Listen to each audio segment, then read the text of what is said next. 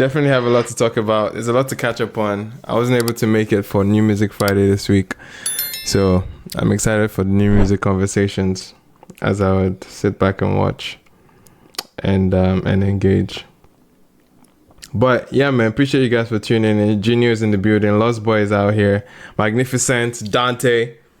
Share the word, man. Share the word. We're about to get into tonight's conversations. We have Seyi Vibez that just shut down TBS. We're going to talk about that. Top 10. Hopefully we get our numbers in so we can definitely catch up on the top 10 as well. It was interesting scenes from last week, so I'm curious where things are right now. But we also have new music, new activity from Odumodublvck, from Blaqbonez. Okay, I think that would be interesting to explore.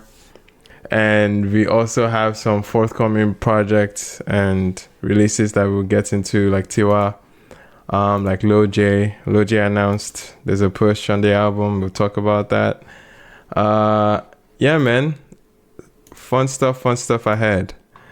Belema should be joining us soon, God willing. And we just received our top 10. So we can kick off with top 10. Any predictions for this week's top 10? Any thoughts? Any feelings? Remember the last week's activities? Where we saw Love by Burna Boy. That's the title of the record, right? Love. Anyway. Yeah, man, that was the number one song last week. Do you guys still feel it's holding up for yet again? Any thoughts, Genio? How you feeling, man? Is Genio there? Can anyone hear me? Just to make sure. Yeah, we can hear you. We can hear you. Okay. I think we are all waiting for Seyi Vibez conversation. That's me, sir. I don't know why. You can't just assume for everybody, bro. Anyway, shout out to Dante. Shout out to Belema. Belema is here as well. Can you hear me? Yes, sir, we can. I said Junior is still in the listeners when you asked for Junior. Oh, Junior is in listeners. Oof. Yeah. My bad. Anyway, guys, feel free to send your requests. We're about to get into the topics today. First off on the docket is the top 10. Any thoughts, any predictions this week before we dive in? Dante, do you want to... We didn't get an answer for the the Luna question last week. Oh yeah, good question. Yeah. Can you guys hear me? Yeah, hi. Yes, we can. Ma'am. Hello, good evening. Sorry. There was an answer to the question. Yes, but there was. It wasn't announced. It was we were in the middle of the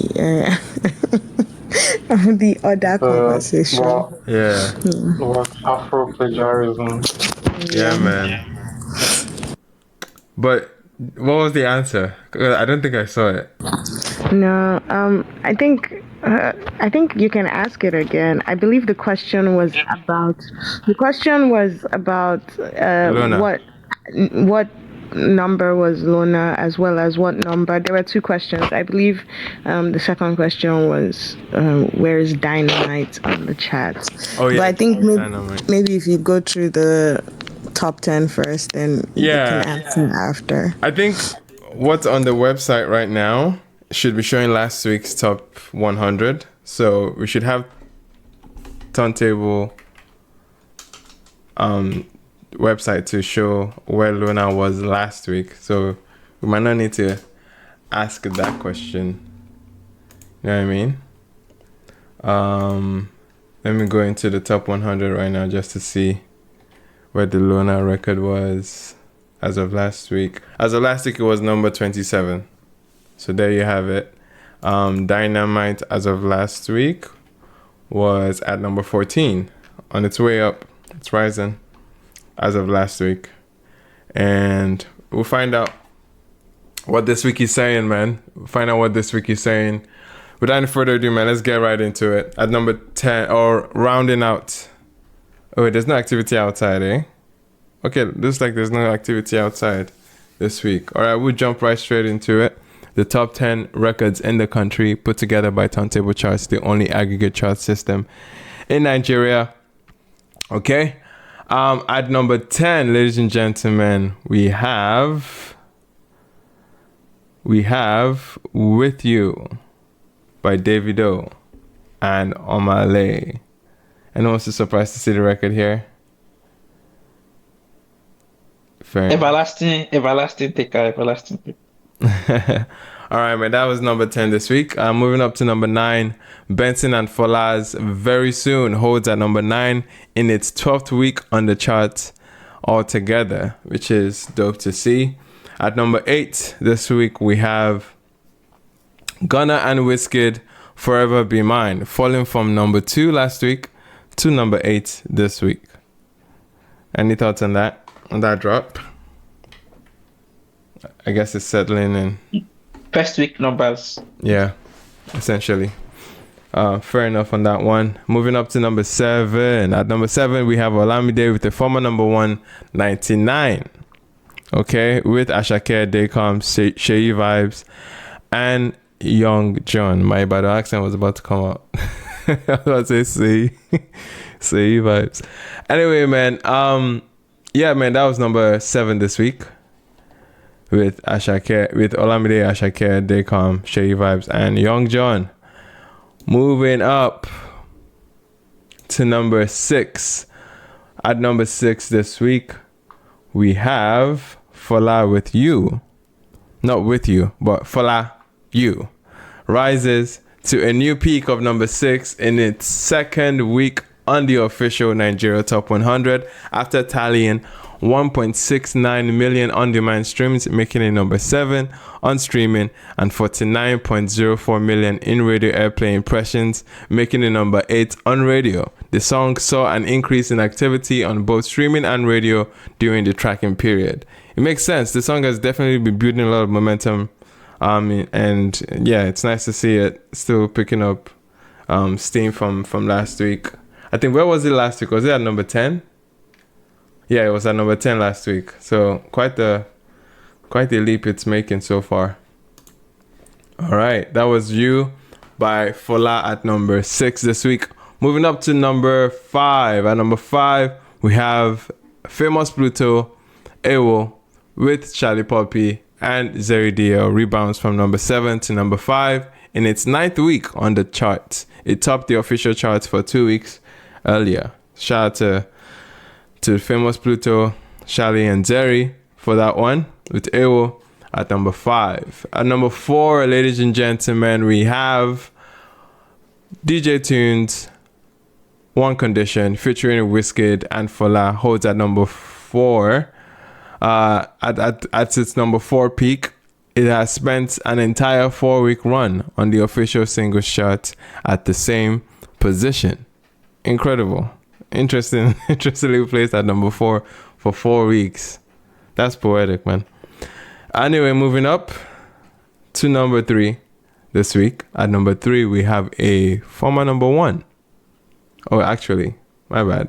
At number 3, we have Ira Star's Hot Body, lifting back to its number 3 peak on the official Top 100. It continues to lead the official radio charts in Nigeria. 87.2 million in radio reach this week. Ira is still out here, man, at number 3. But number 3 being its peak is still interesting. Nice to see, regardless. All right. And moving up to number 2 this week. Moving up to number 2, we have Ashake with Badman Gangster, featuring Tia Cola, rebounds from number 3 to number 2 after topping the charts for 2 weeks. Essentially for 2 weeks.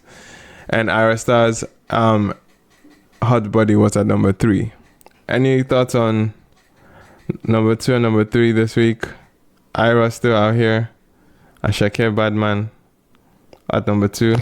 Hot Body should be number 1. Yeah, man. Rooting for Hot Body. We'll see as the week goes.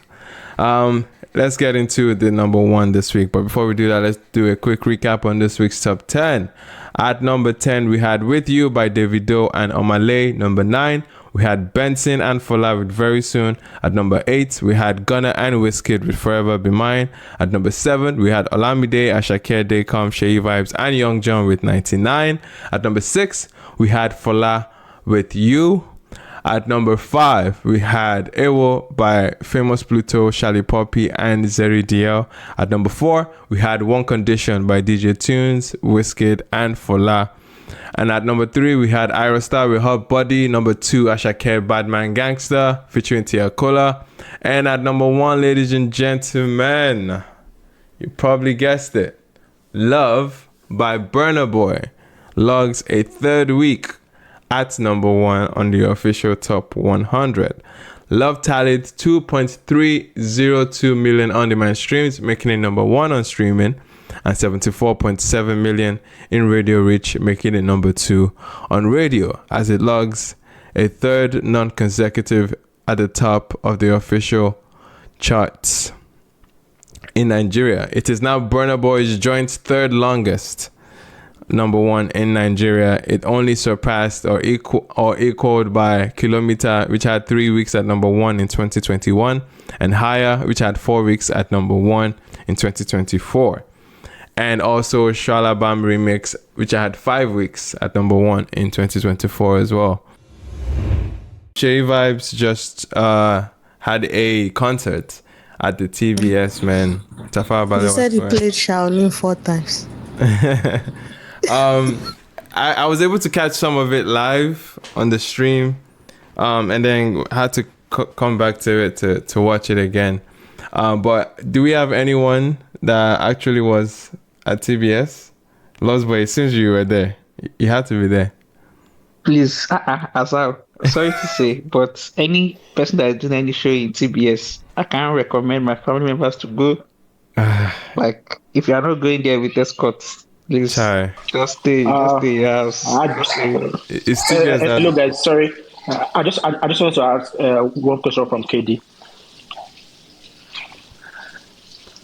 All right. Yeah, I wanted to find out where WFGT is on the chart in Nigeria.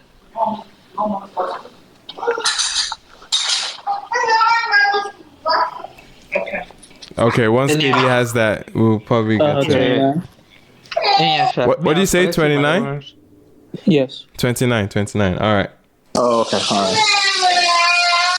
Thank you. I was collecting my own correspondence live via Snapchats. And I have a lot to say.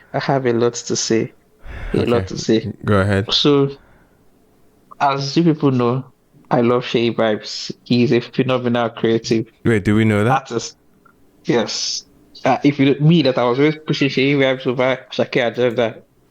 Just one time. Okay. Yeah, go ahead. Lost Boy. Okay. Yeah, so sorry. So I have an issue with the number, like with the sound. And I think like people that went to the concert, like people who were there physically, and I think like they should come out and talk about the sound. So from the before the show, we saw he was practicing with the loud, right? I'm not sure if you guys like the urban loud choir. The choir. The loud choir. Yeah.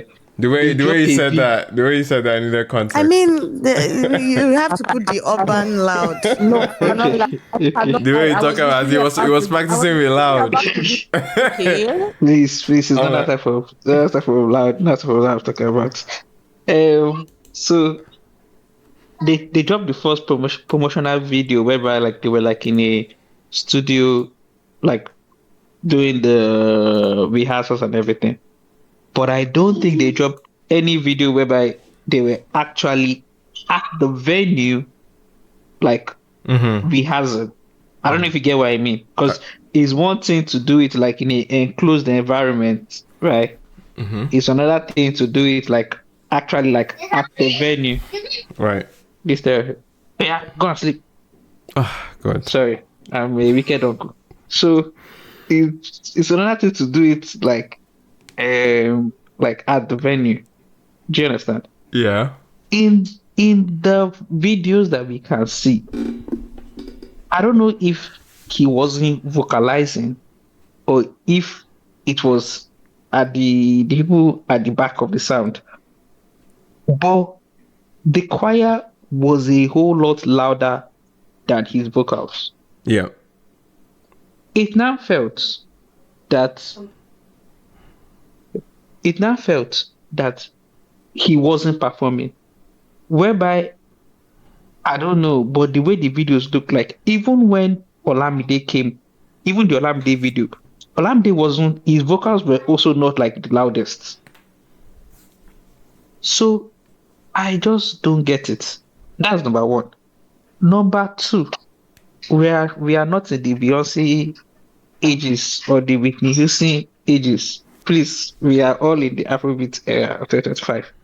Yes, some people don't have, they cannot do falsetto with their natural voice. It is normal. It is okay. It's okay. It's okay. It's okay.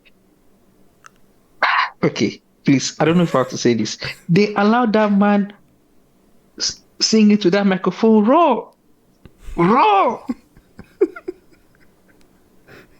Like it was crazy. See, nobody should gaslight me and say that anytime all this.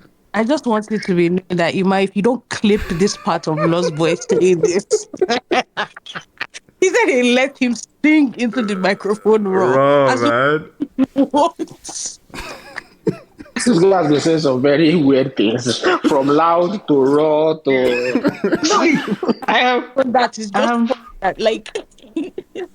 I'm leaving. What needed was he called auto-tune. Yeah. Like nobody even supported him. Like at least just help my brother, please. Like see. Like I really want. You know when they always like, oh, we had a successful event, a first show, and everybody comes out to take credit. Let all of them come back and start speaking the way EQ and Zlatan were calling out themselves the next day after the O2. That's what I want to see. Let us know who is the person. Larry Lanes came out. Sorry, I'm dropping names. But he came out to tweet that he's the one behind the sound. I said, are you the culprit? Are you the one? Larry Lane? Wait, that's Larry Lane? Yes. He's an engineer? Yes. I don't know. He's the one that came to say, oh, he was the one behind the sound. And he did a promotional video of the concert. And he was cutting the part where Seyi Vibez was singing. I don't get it. Do you understand? You are doing a promotional video of like, oh, I'm the one behind the sound. Right. But in your video, there was no sound. So obviously you know that the sound was not great. Please, everyone should come and because and the videos now like sparked like a whole, like obviously the domino effect with Afrobeat, whereby like they'll be like, oh, who are the actual like performing artists? Right. Do you understand? Right. And I do not think that Seyi Vibez cannot perform. Like I don't think he cannot perform. I just think that like he just needs structure.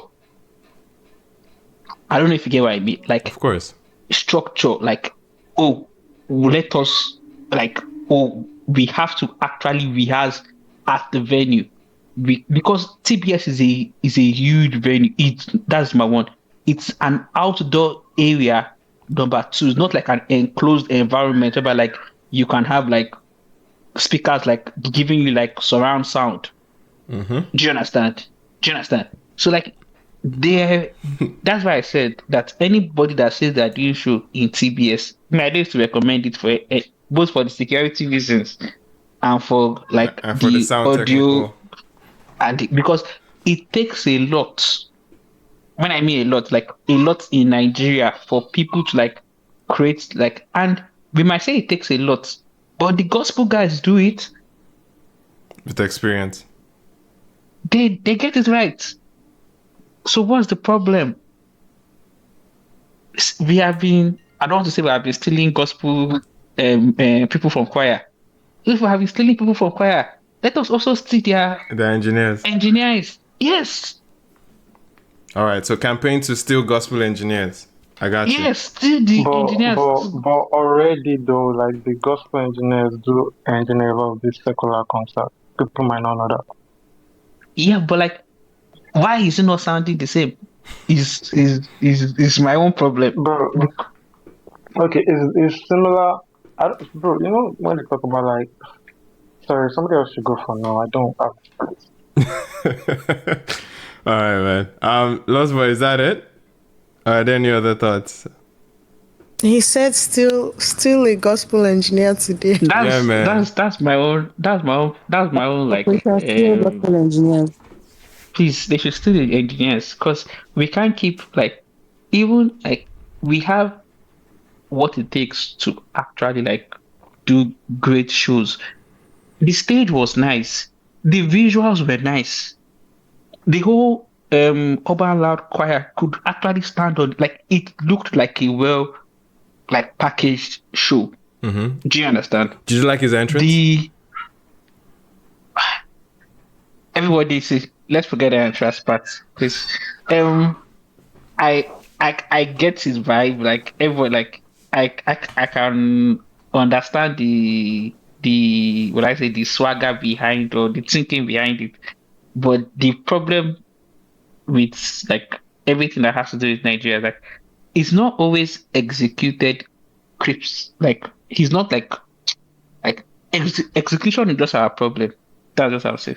Okay. Like, you can have like a good idea, Yeah. but like to execute it, like when you now like and I ask myself, did you people practice the entrance?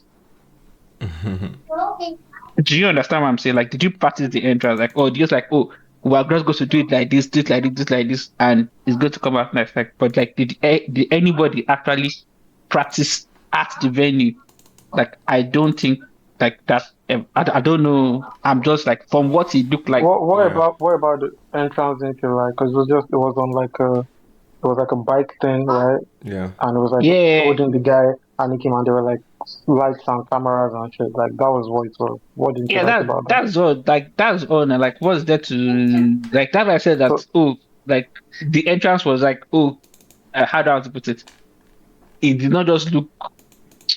I don't know. That personally for me, please don't ask me any questions. Clean enough for you. Yes, before people start saying that I'm a hater. I'm not a hater. I'm not sure that's the word they use for. Okay. All right. Okay. Cool, man. Appreciate that.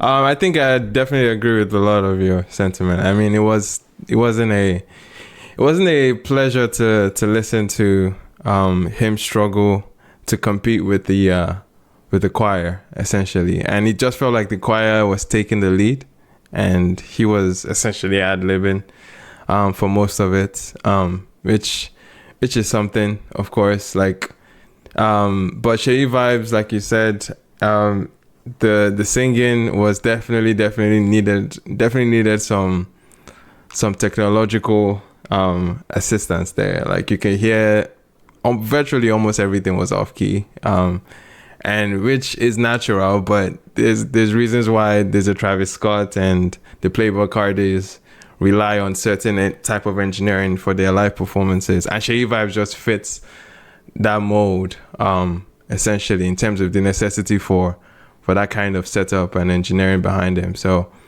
it would be interesting to see. But regardless, I think the whole idea, the whole concept of having a show as grand as that was definitely noteworthy, at least to engage his fans. And even though yes, technical issues might be a overall grand problem, but still, it's definitely need to applaud at least the attribute, just to encourage people to feed the Nigerian base once they can. And I think TBS is one of those few venues that allows for that. But anyway, any other thoughts overall on Seyi Vibez? A bit of strength concerning your Travis Taddy point, Yeah. Tad said something like spaces ago. He said if the vibe can act like the stage performance thing, like it's Sorry, almost say that like again. If you can act what?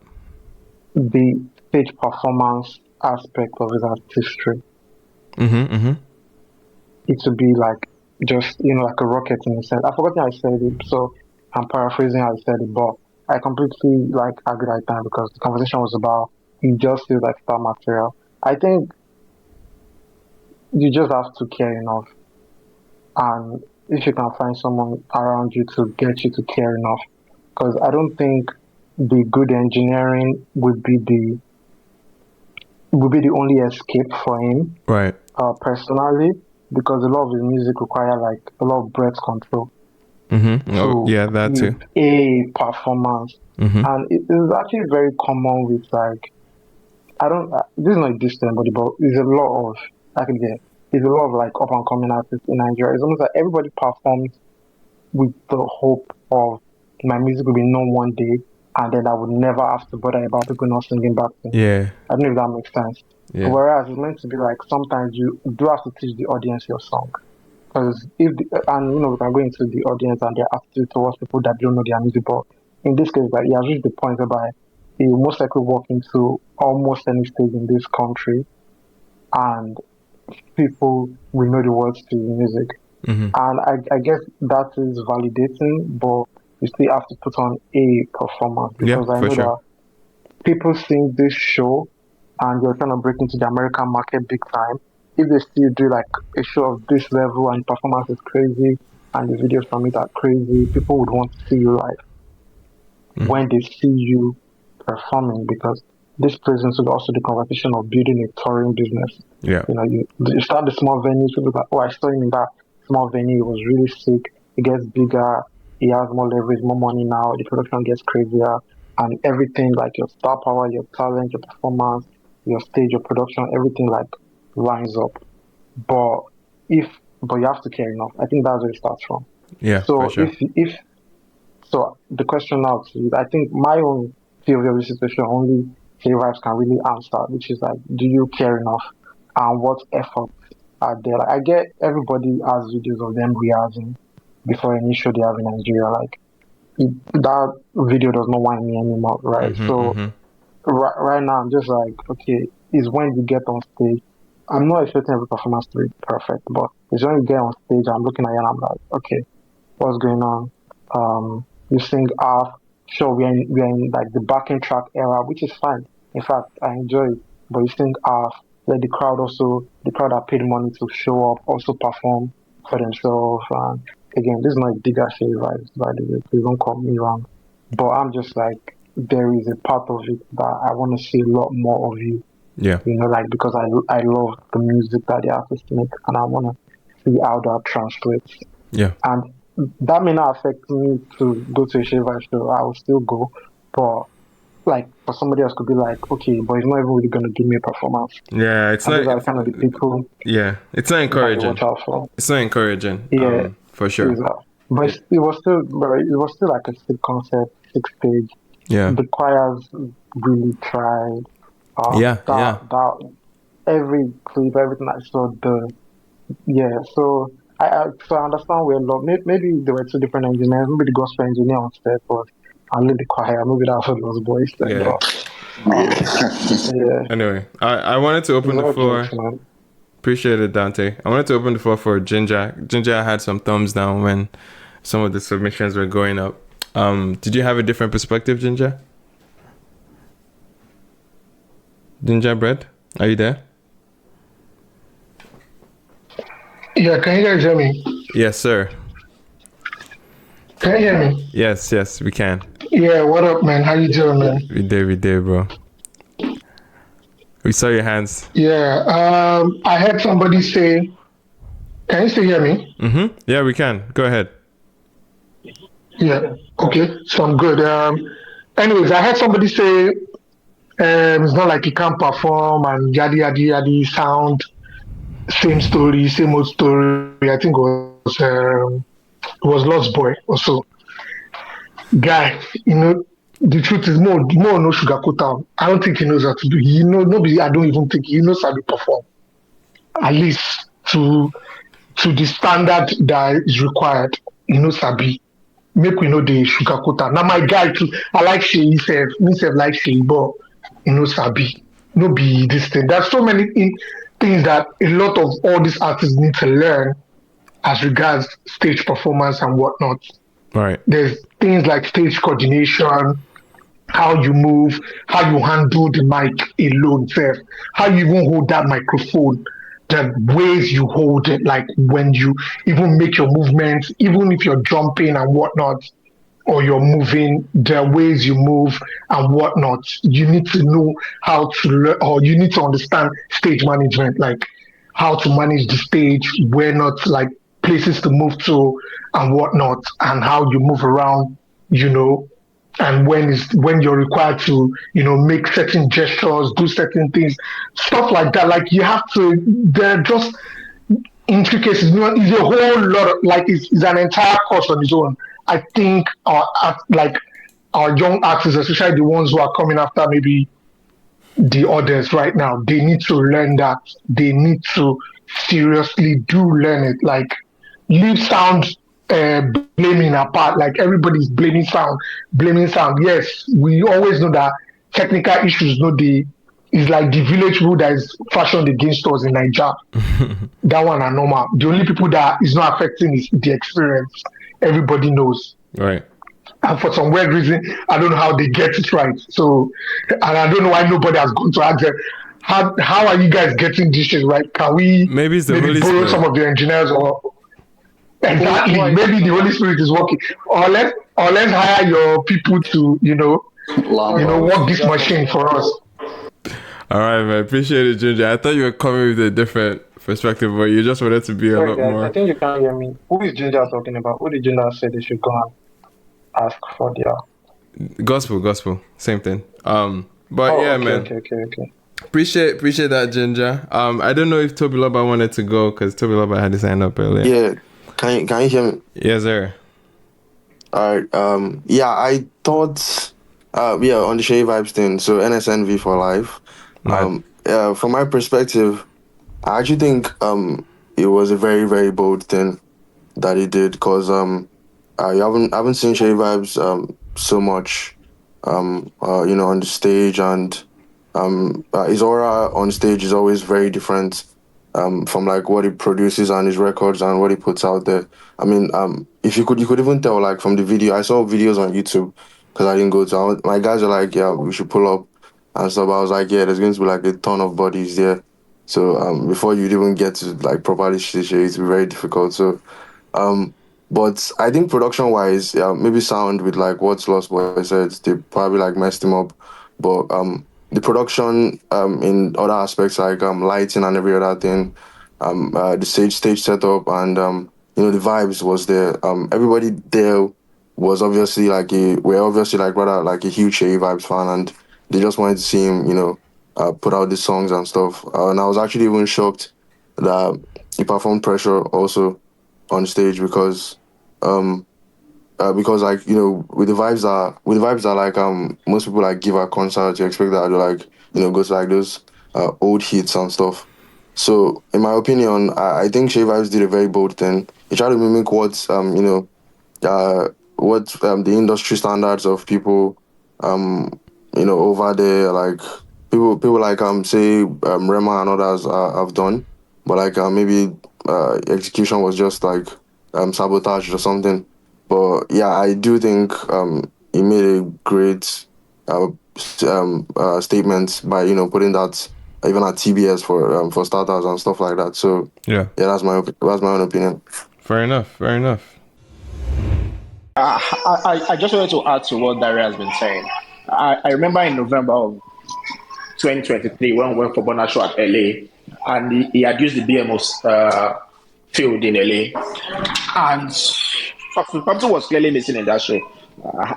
Aside from the fact that he didn't sell up as much ticket as he thought he was going to sell, but another thing was pretty obvious that the sound wasn't very, very great. Like from the angle where we sat, we could see that if you moved closer, that the sound was better. And I remember what the Burna Boys team did when they got back from that show in LA. They went back and they invested a lot in equipment. And I was actually listening to Tolade some days ago when he talked about how they take their production that they use for stadiums and they use that same production in very small venues. I'm just saying all these things to allude to what Dara has been saying, that you need to be able to test your sound across different places. And sometimes maybe we're a little bit too ambitious. I understand he has the numbers and he can pull the number, but do you have the facility for the kind of numbers you think you want to pull? Why not scale down a little, test your sound in maybe Echo Convention Center or any of the places and see how you sound. Yeah, no, for sure. I definitely see that point. But the only issue is that where's the middle ground, right?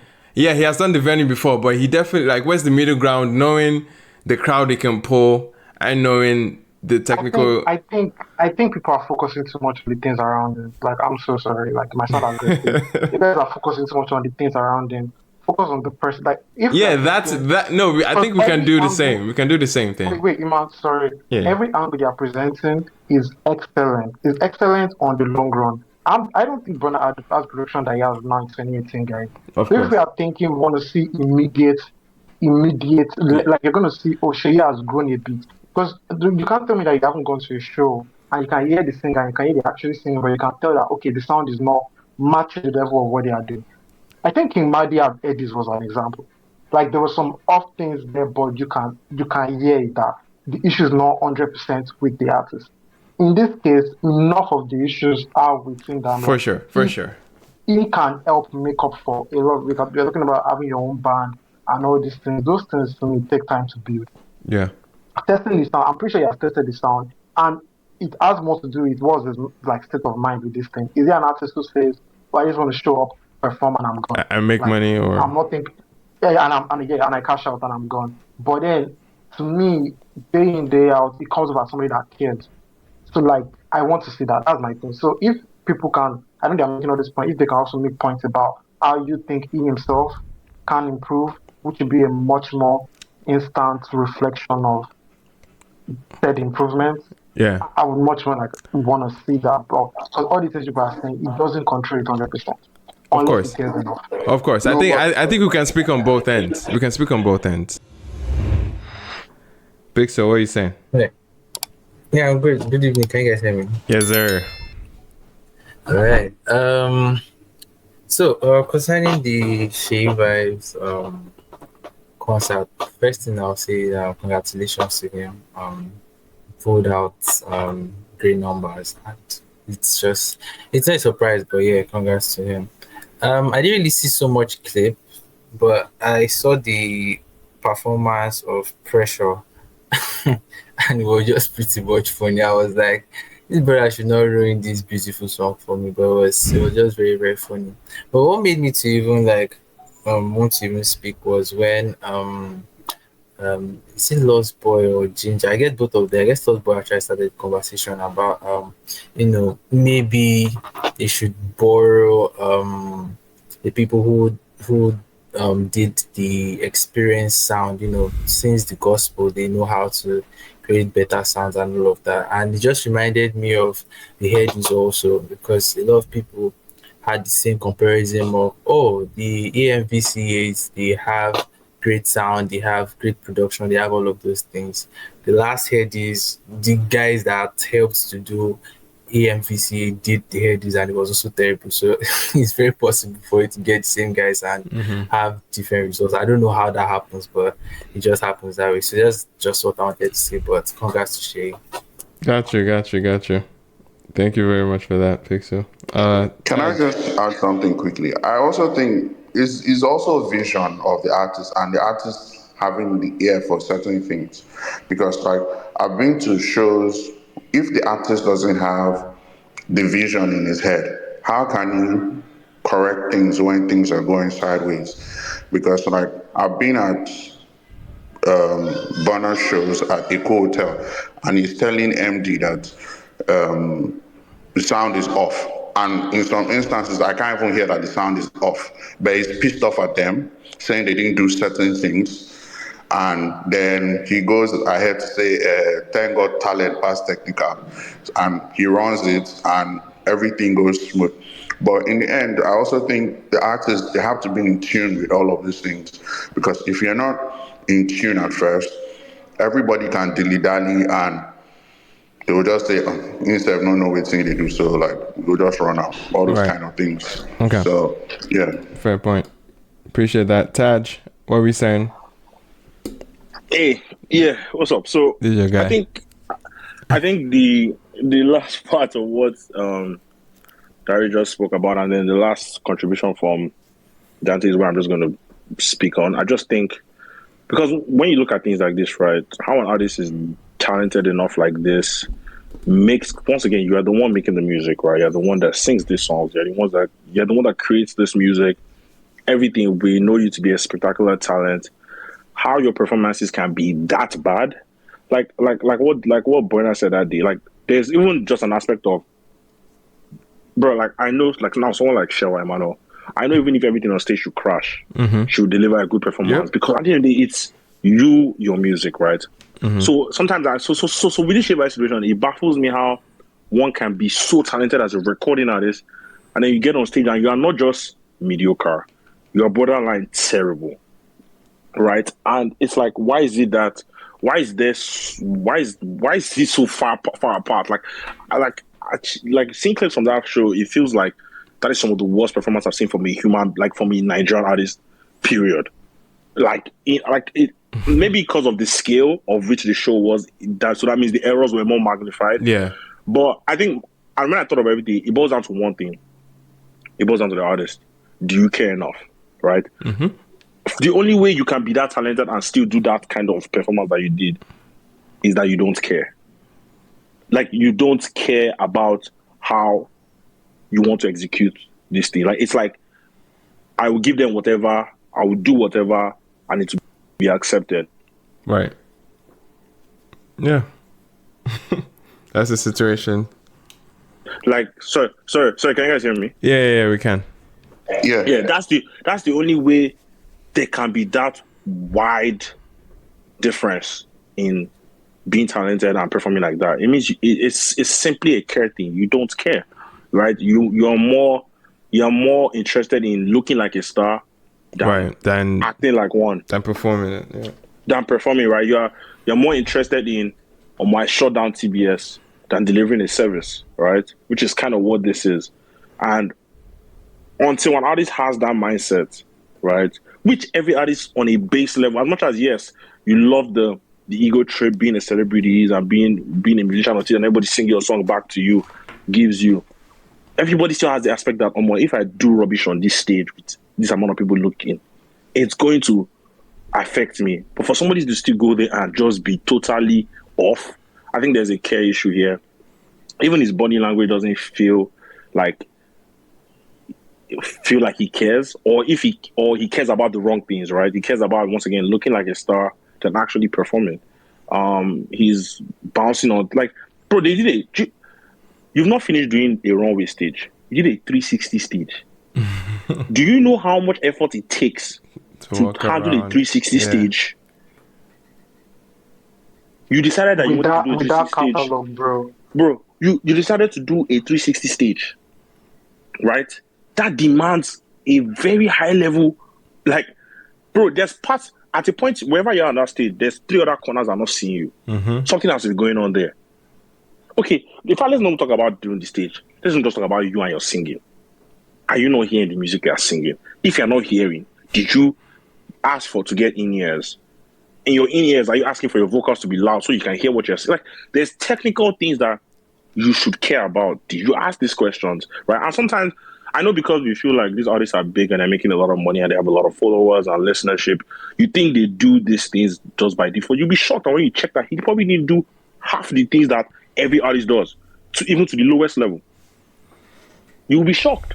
You'll be shocked they probably had like 1 or 2 rehearsals for a show of that magnitude.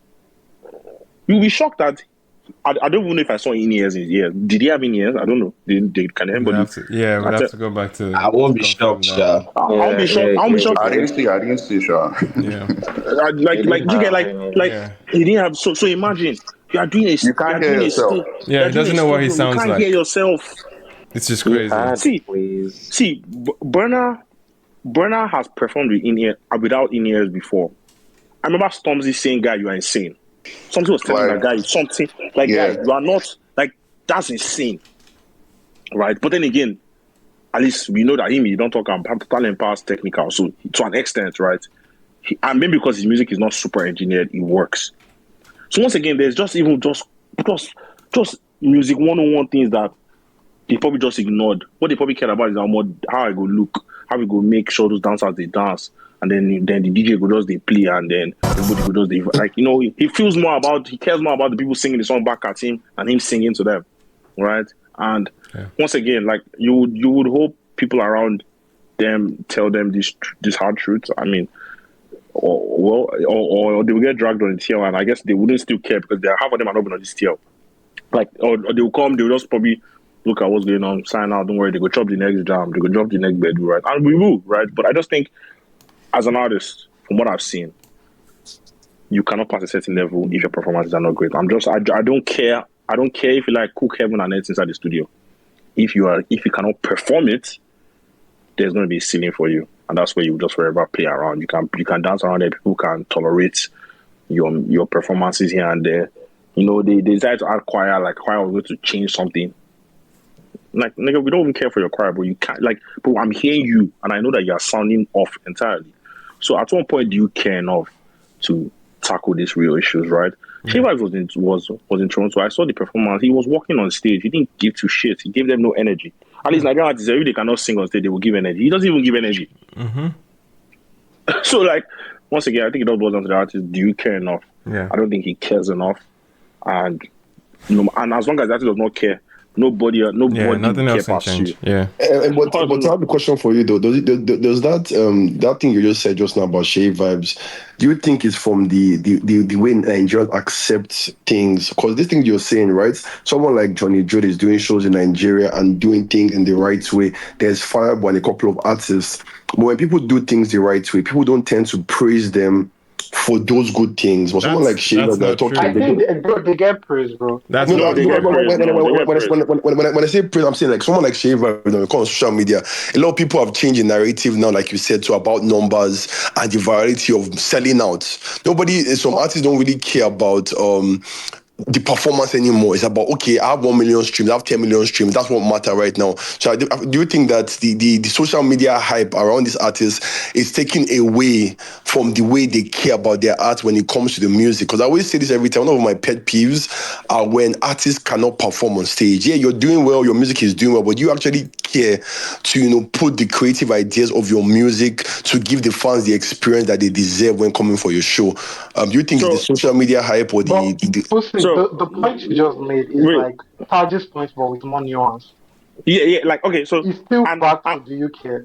Yeah, it's why like letting that affect this? Yeah, and once again, I will say this again on record: if you're an artist and you settle at being a streaming artist, like where your highest point in life is that they love me on social media and they are streaming my music, then like that is where you will be. Do you understand? Like, you have to understand that there's certain levels you cannot get to if you don't take some certain things seriously, right? So if yes, the social media hype that we live in, where people have more access to data, numbers, and that's what is getting to you, that is what is your motivation, then you play around that level for the longest time.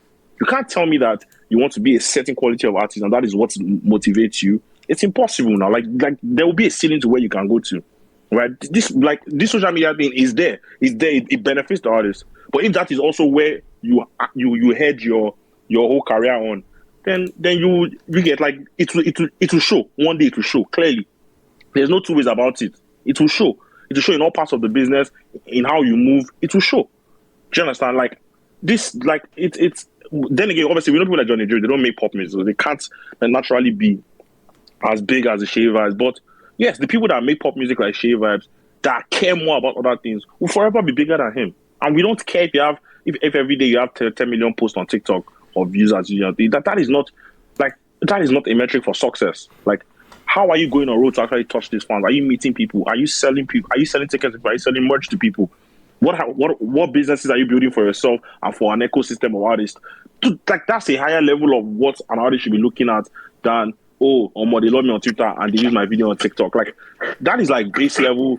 Like, we have recently I've been talking to like Dolapo about just what the business of music is like, and then you realize that 90% of our artists in Nigeria we've not scratched anything. Like, what people have done in music in general, we've not gone anywhere, because guess what? People care about the useless of things, like, they love me on Twitter. Okay, like, that is not a successful career. So then again, people like Seyi Vibez, if that's what they care about, and that's fine. They would always play around that level, and they would not go anywhere else. Just add to tell one more thing. Big ups to this guy, for example. Big ups to this guy, because someone that comes to my head when you guys talk about this thing. Someone like Davido, for example, right? I think for a long time people were slandering Davido that his performances are not good, he's not doing well in stage, just shouting. But like, this tone now, he actually took the notion and he heard the feedback, and he got a creative director to work with him for his shows, and they're really doing a good job. And that's something that a lot of people should learn from. At the end of the day, like Tad said, right, if you're just singing music, many people here listen to the music, but when you sing your music live to the people, you're getting more fans, you're giving them an experience. I always tell people the music, when you come on stage, is about an experience. Like going for a soccer game or a basketball game, right? When you go for a game, it's about the experience you're getting from those things you're going for. But it tends to seem like I won't say a lot of Nigerians, because there's Ruga going on tour. He's doing an amazing job. There's some artists that actually love the arts and love giving people the experience. So this is something that a lot of Nigerian upcoming artists should learn from, because a lot of people think about the viral moments. I'm getting 1 million streams, people are streaming my song. But like, when it comes to getting the big money, like Burna Boy, Davido, Wizkid, these guys pay attention. They pay money for these things. That's what a lot of people don't understand. When it comes to production and all these things, these guys invest in those things. So when they go on the outside, people enjoy their music, they enjoy the experience on stage. We're not complaining about some certain things. So yeah, Seyi Vibez, like everybody has said, Seyi Vibez is an amazing artist. I even hear about the feedback in Toronto to the same thing that Tad said. I wasn't there, right? Because I already knew that the people that brought him to Toronto don't care about those kind of things. They just want to see Seyi Vibez singing a song on stage and go away. And it's so sad to see that a lot of people on his team are not giving him those feedbacks. But you want to be like Ashake, like I won't compare him with Ashake. That's why Ashake, to a certain level, is on a different level than Seyi Vibez, because Ashake is very, very intentional with the art. At the end of the day, Ashake has been doing rubbish. I won't say be doing rubbish, but at the end of the day, from his performances, right? Ashake has always been intentional with the way he styles himself, with the way he moves, from the way he looks, from the way he does the stage performance, and that's why the people rate him. For me, that's why I rate Ashake to a certain extent better than Seyi Vibez when it comes to the whole package of the music. So I'll just keep quiet on that person can speak.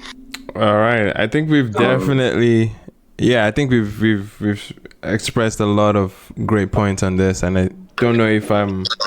Can I add something? Real quick. Sorry, we're trying to round up real quick. We're trying to round up on this. Sorry, Dari. Sorry, Dari. Something about the stage. Sorry, can Dari hear me? Dari hear me? Sorry, Dari. We need to round up on this. But real quick, Genio. About the stage.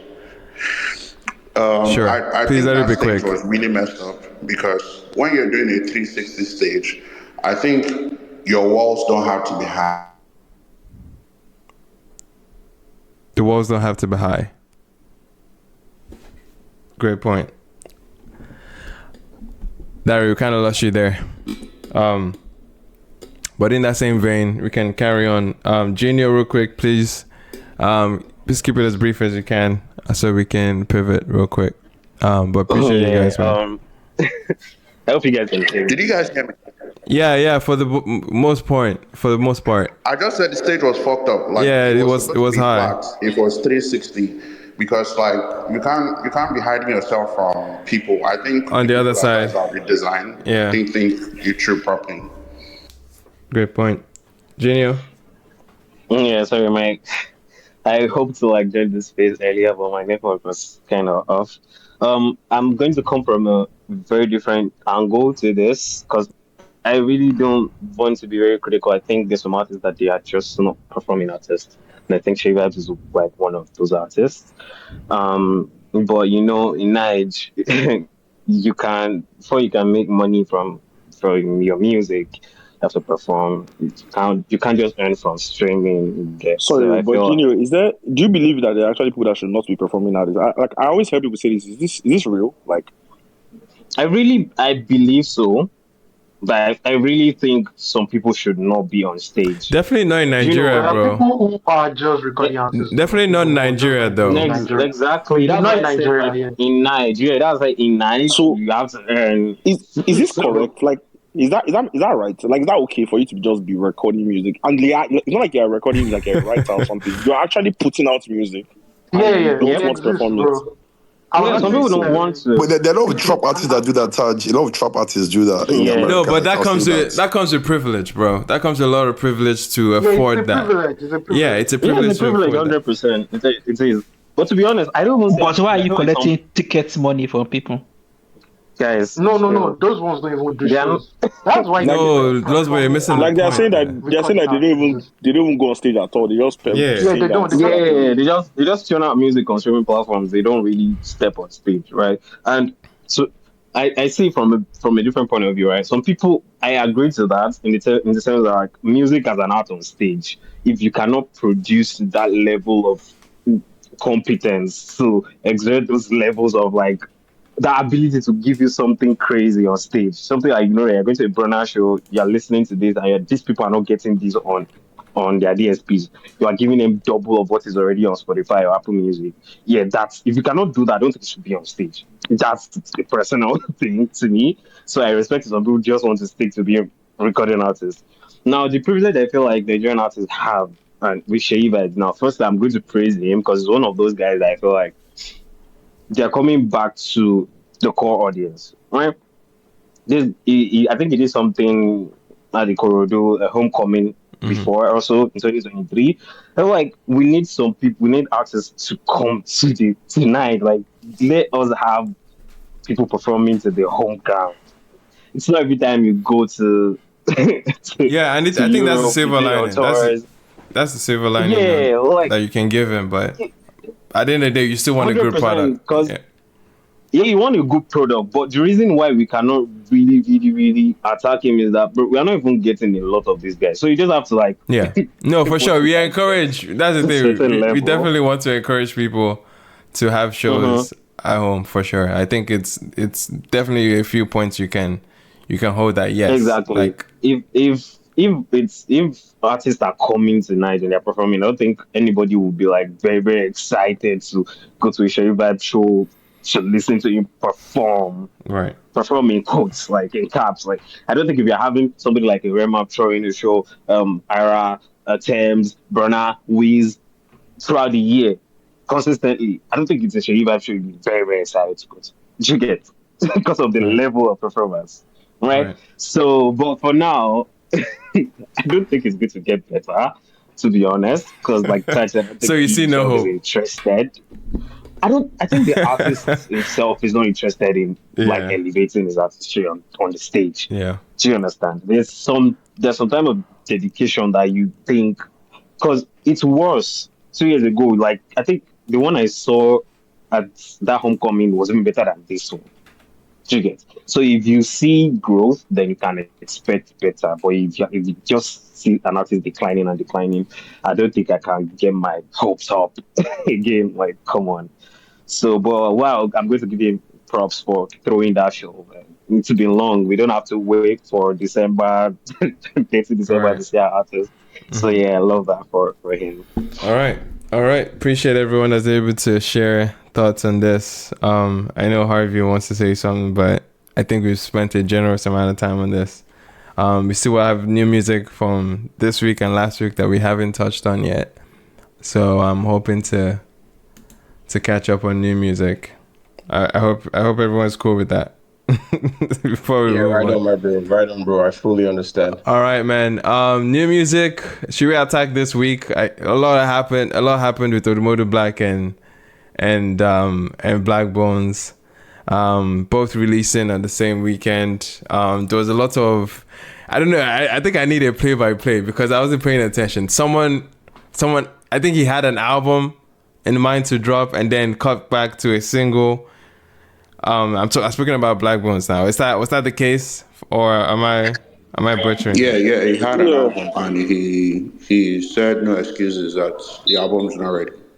Okay, so I know a lot of people are running with the premise of like, because OD announced or something. There's an album, swallow album, or single swallow album, those kind of things. And OD was on the space as well. Something happened. Yeah, it sucked that I missed that because I was on that space, so he was on that space. Yeah, he was. Okay. Chihuahua was on the Chihuahua. It was very vocal. Okay, so yeah, was speaking. Sorry, Belema, do you want to summarize it? It was like his raps. It was.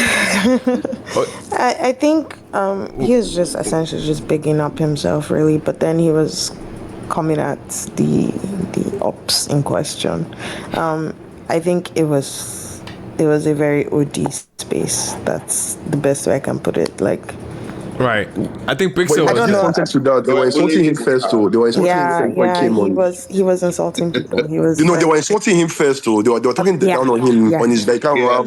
He came on. He came on. They said they think they cannot rap. He's not the best rapper. He don't get bars. All those kind of things. But you see, like they do that all the time. Like how many times have we come on here and said, "Oh, AQ doesn't rap on beats." Like that's a normal thing. But it was him coming in. I say it all the time. I'm gonna exactly. All right, and so it's like that kind of energy where he came in and he was like, "Okay, you first this one, you take this one, you take that one." Wait, was he? Wait, question. Was he singling out people? That said so. Yeah, 100%. So it was like you mentioned. Oh my goodness! How did I? Y'all talk now. Y'all talk, bro. Yeah. But the funny thing with this Odumodublvck and Blaqbonez thing, right? To be honest, man, I'm so sad. This might sound controversial, but I feel like I wish Dio and it was Dio and Odumodu going back at each other. Blaqbonez and Odumodu, right? To be honest, to me, it's not that really much.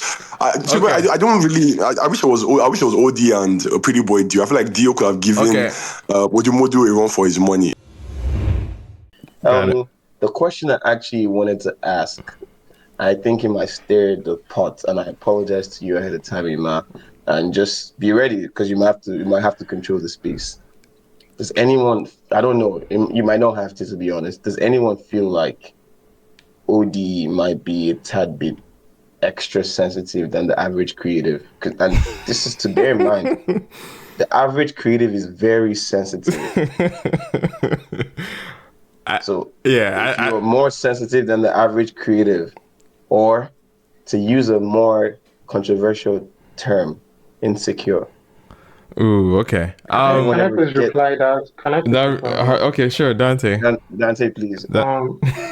If you do something to someone, you can't dictate when and how they react. It's very easy to be like, it's kind of like when people make jokes at the expense of yourself. You're like, oh, what's this? And they're like, oh, you can't even take a joke. Like, there's a reason, like you saw, you see the rip from it. If you do something, you might not expect how they're going to react. I love the direction you're going right now. However, we have one constant in this whole thing, and that's OD. He's not the only person in the industry. Oh, I'm not talking about a topic. Like, I'm just talking. Yeah, he's speaking generally. I'm speaking in context. I'm speaking about OD here. Yeah, just in the context of OD. Yeah. He reacts to things. I don't know what he's reacting to. Him reacting to things. I don't think anybody can tell him how to react. It is right or wrong, is left to whoever. Good response. Wonderful. Good response. So how do we speak on when he's the aggressor? Because sometimes he is. And then you speak on it. We'll speak on it every time. Speak on it. When he's the aggressor. When he has been, we'll talk about it. Exactly. But anyway, real quick, I'm getting back into the records. Odumodu released a song with Zlatan and Stormzy. What are your thoughts about that record? Anyone here? Listen. Our hands are up, but if I don't know that you can see it. Yes, Lojay, go ahead. I'm just going to start. First of all, as you people know, I'm on Team Blaqbonez. So take it how you want to take it. Hey Asha, why are people sampling these days? I don't know. I really don't know why people are always sampling these days. Oh, so you didn't like the sample? That's not what I said. That's what I said. You said, why are people sampling? Yes, I just threw it out there. Please allow my agenda to agenda. Don't ask me. But you know it's not going to stop, right? Emmanuel, you are missing the whole point of. That's not what he's talking about. So, okay, please help me with what you're talking about. I think there's confusion in the land. I genuinely think it's a valid question. Why are people sampling? It's not that people are not sampling well, even. Like, there are some really good samples. The question is, why is it, like, why does it feel like it's happening 10 times more than it is it? Than usual. Anyway. And I think that's a valid question. It doesn't matter if you did the sample good. The question is why.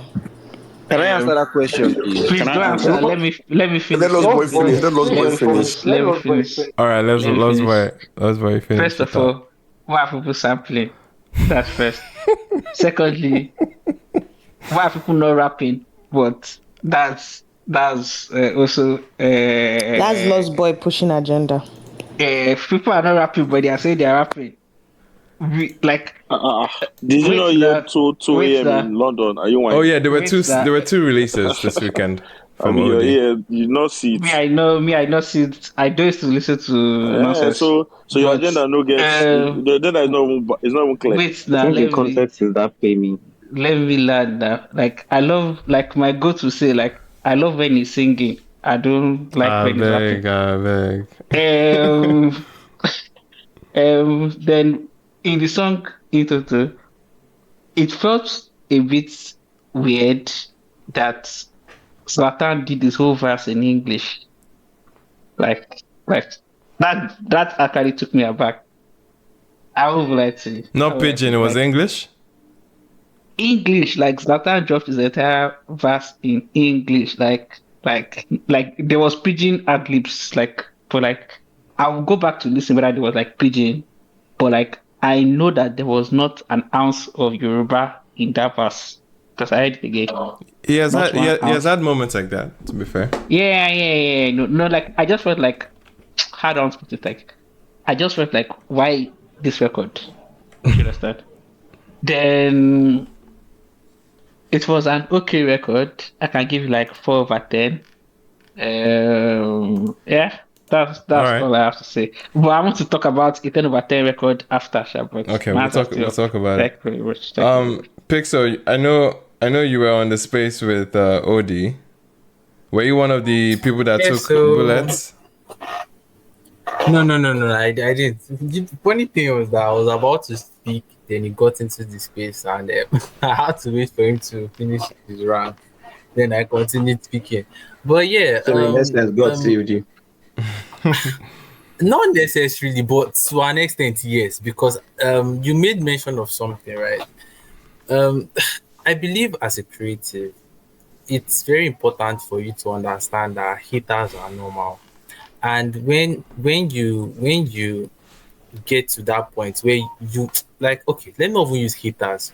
Let me use the word people who do not necessarily understand what you are doing, or people who don't gravitate to your music. Like, it's absolutely okay, but to always try as much as possible to more or less like impose your importance in the industry almost every time. Like I've seen Odumodu on especially that piece like multiple times, and it's almost like he's trying to make a statement, trying to force it down. Like, you cannot like bring me down, you cannot do this, you cannot do that. Like, to be honest, like every artist they face all of that, but you trying to remind everybody every single time. Like, in my opinion, I'm like you, like, since you already know that you have what you believe is yours, like, why do you need to like force it down people's throat? Because people will not change. Do you get? Especially if any platform wants to even change, it's definitely not going to be X. Like, people who did not like you before, now that you have bragged now, it will not change. Everyone needs ups, man. Everyone needs ups. But you're from the ABJ thing, though. You think from the ABJ? The thing is that. Hold on. I want to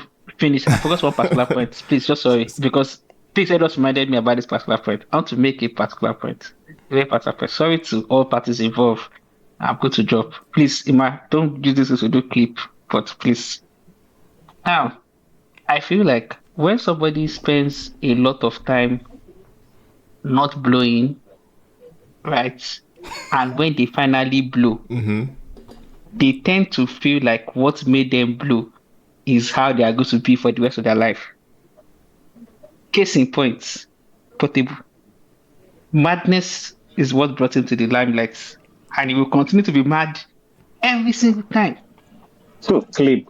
This is getting clipped, by the way. Please, no. Nothing for you. Not for it. That is why when OD does some OD things, I am like, you can never rebrand because you feel that, like I was on the cops for like the longest, so like this is what like put me in relevance. Do you understand? Right. So this is my like. It feels like it's like if I keep doing this, I will keep. It's like a formula. Yes, like a formula. Like wait, lost. No, but are you saying are you saying it's not the talent, it's the controversy? No. So see. The controversy as to... Hold on. That's why I said hold on. You should calm down. I'm not saying he's not talented. I'm saying that he gives off the impression that this quote unquote hard guy gimmick, this personnel, like this being, like it's him. Like it's him. Like when I mean it's him, like how do I put it? As human beings, it's his personality. Yes, as human beings, we evolve. Like we learn and we unlearn. Do you understand? Mm-hmm. Like there are some things I was doing 5 years ago that I'm not doing right now. There are things I'm doing right now that I will drop in the next 5 years. However, when you are selling that personality as a product, do you understand? Yes. It now becomes hard to be like, you are saying OD should not shout. He should be mindful of what he has to sell records. Do you understand? And somebody somewhere is telling him that your metrics on social media climbed up 150%. Okay. He has been on the curb for the longest time. Question for you after this, but I'll wait for you to finish. So what I'm saying is like, so this behavior, like this personality, like this brand, in his own mind, like this is the winning formula. So anybody, which is us, that comes and say, okay, calm down, like what you are doing does not make sense. It cannot make sense to him also. Do you understand? Because what are you people saying that he should change what has been winning? Do you understand? And also I want to also point out that another person that types in all caps is Trump. So that just tells you a lot. So Emmanuel, your question. No, I think I've even made the comparison to Trump earlier before. Like, yes, there are certain personality types that you just know how they will respond. You can definitely see naturally how they would respond to things, and this is expected. And I know Pixel wanted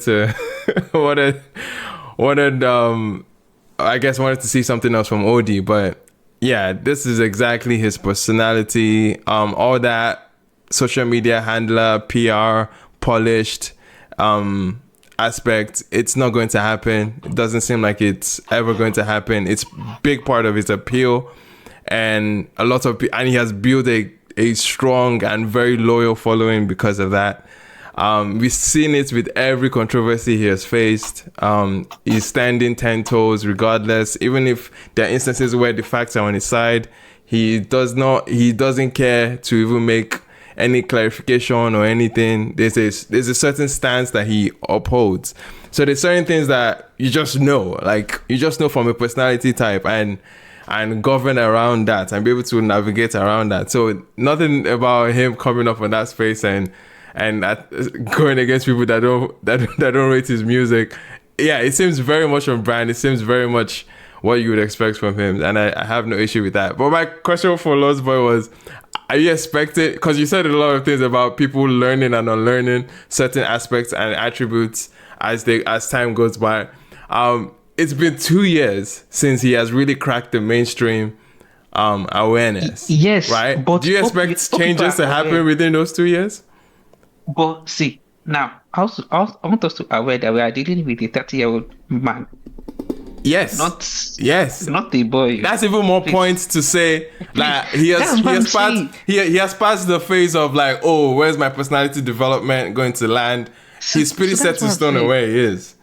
So that's what I'm saying. So I'm saying, yeah, okay. I think we're on the same pitch then. All right, that's fine.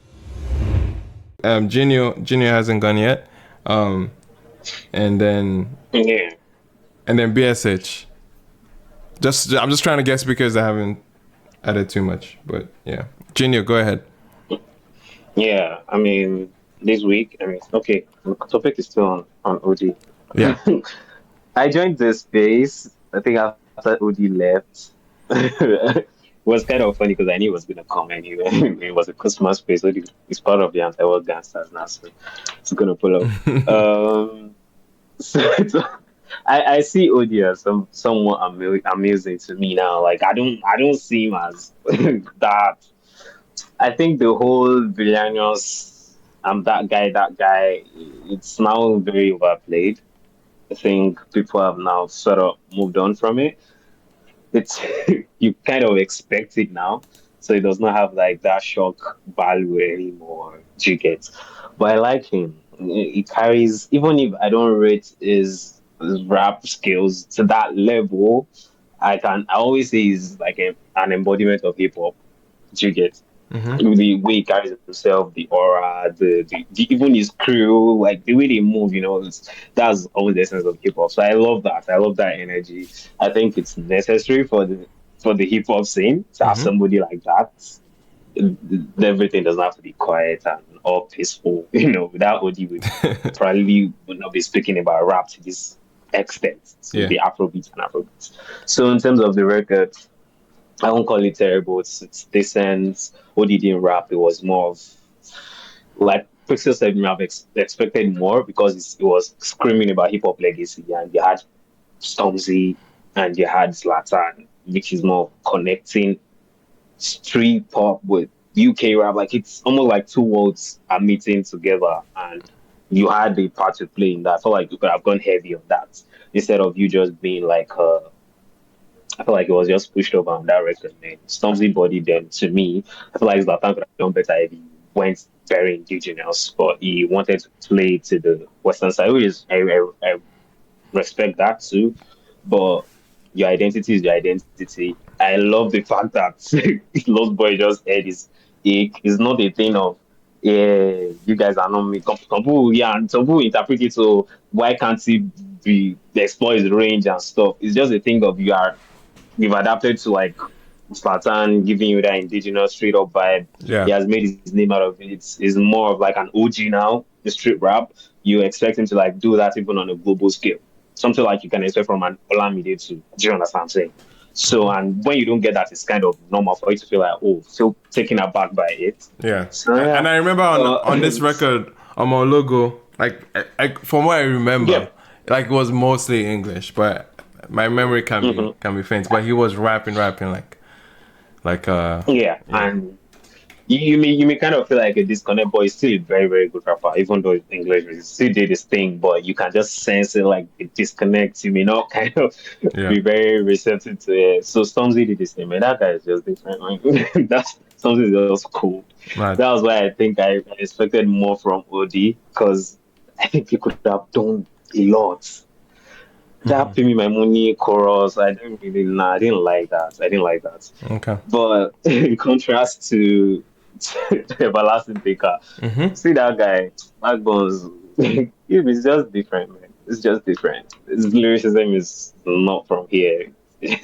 Definitely one of those guys where you just know what he's going to give you. Yeah. You just know what he's going to give you. You just know it's going to drop like the biggest bars ever and ever. So. All right, appreciate that. I know BSH, our hip hop correspondent, has had his hand up for a minute. BSH, how far now? Hey, Emmanuel, what's up, man? We did. How are you finding this back and forth and this activity that we had this week? Yeah, first of all, good evening to everybody, man. Good evening, man. God bless everybody. The next month we'll go into everywhere go still for everybody in Jesus' name, amen.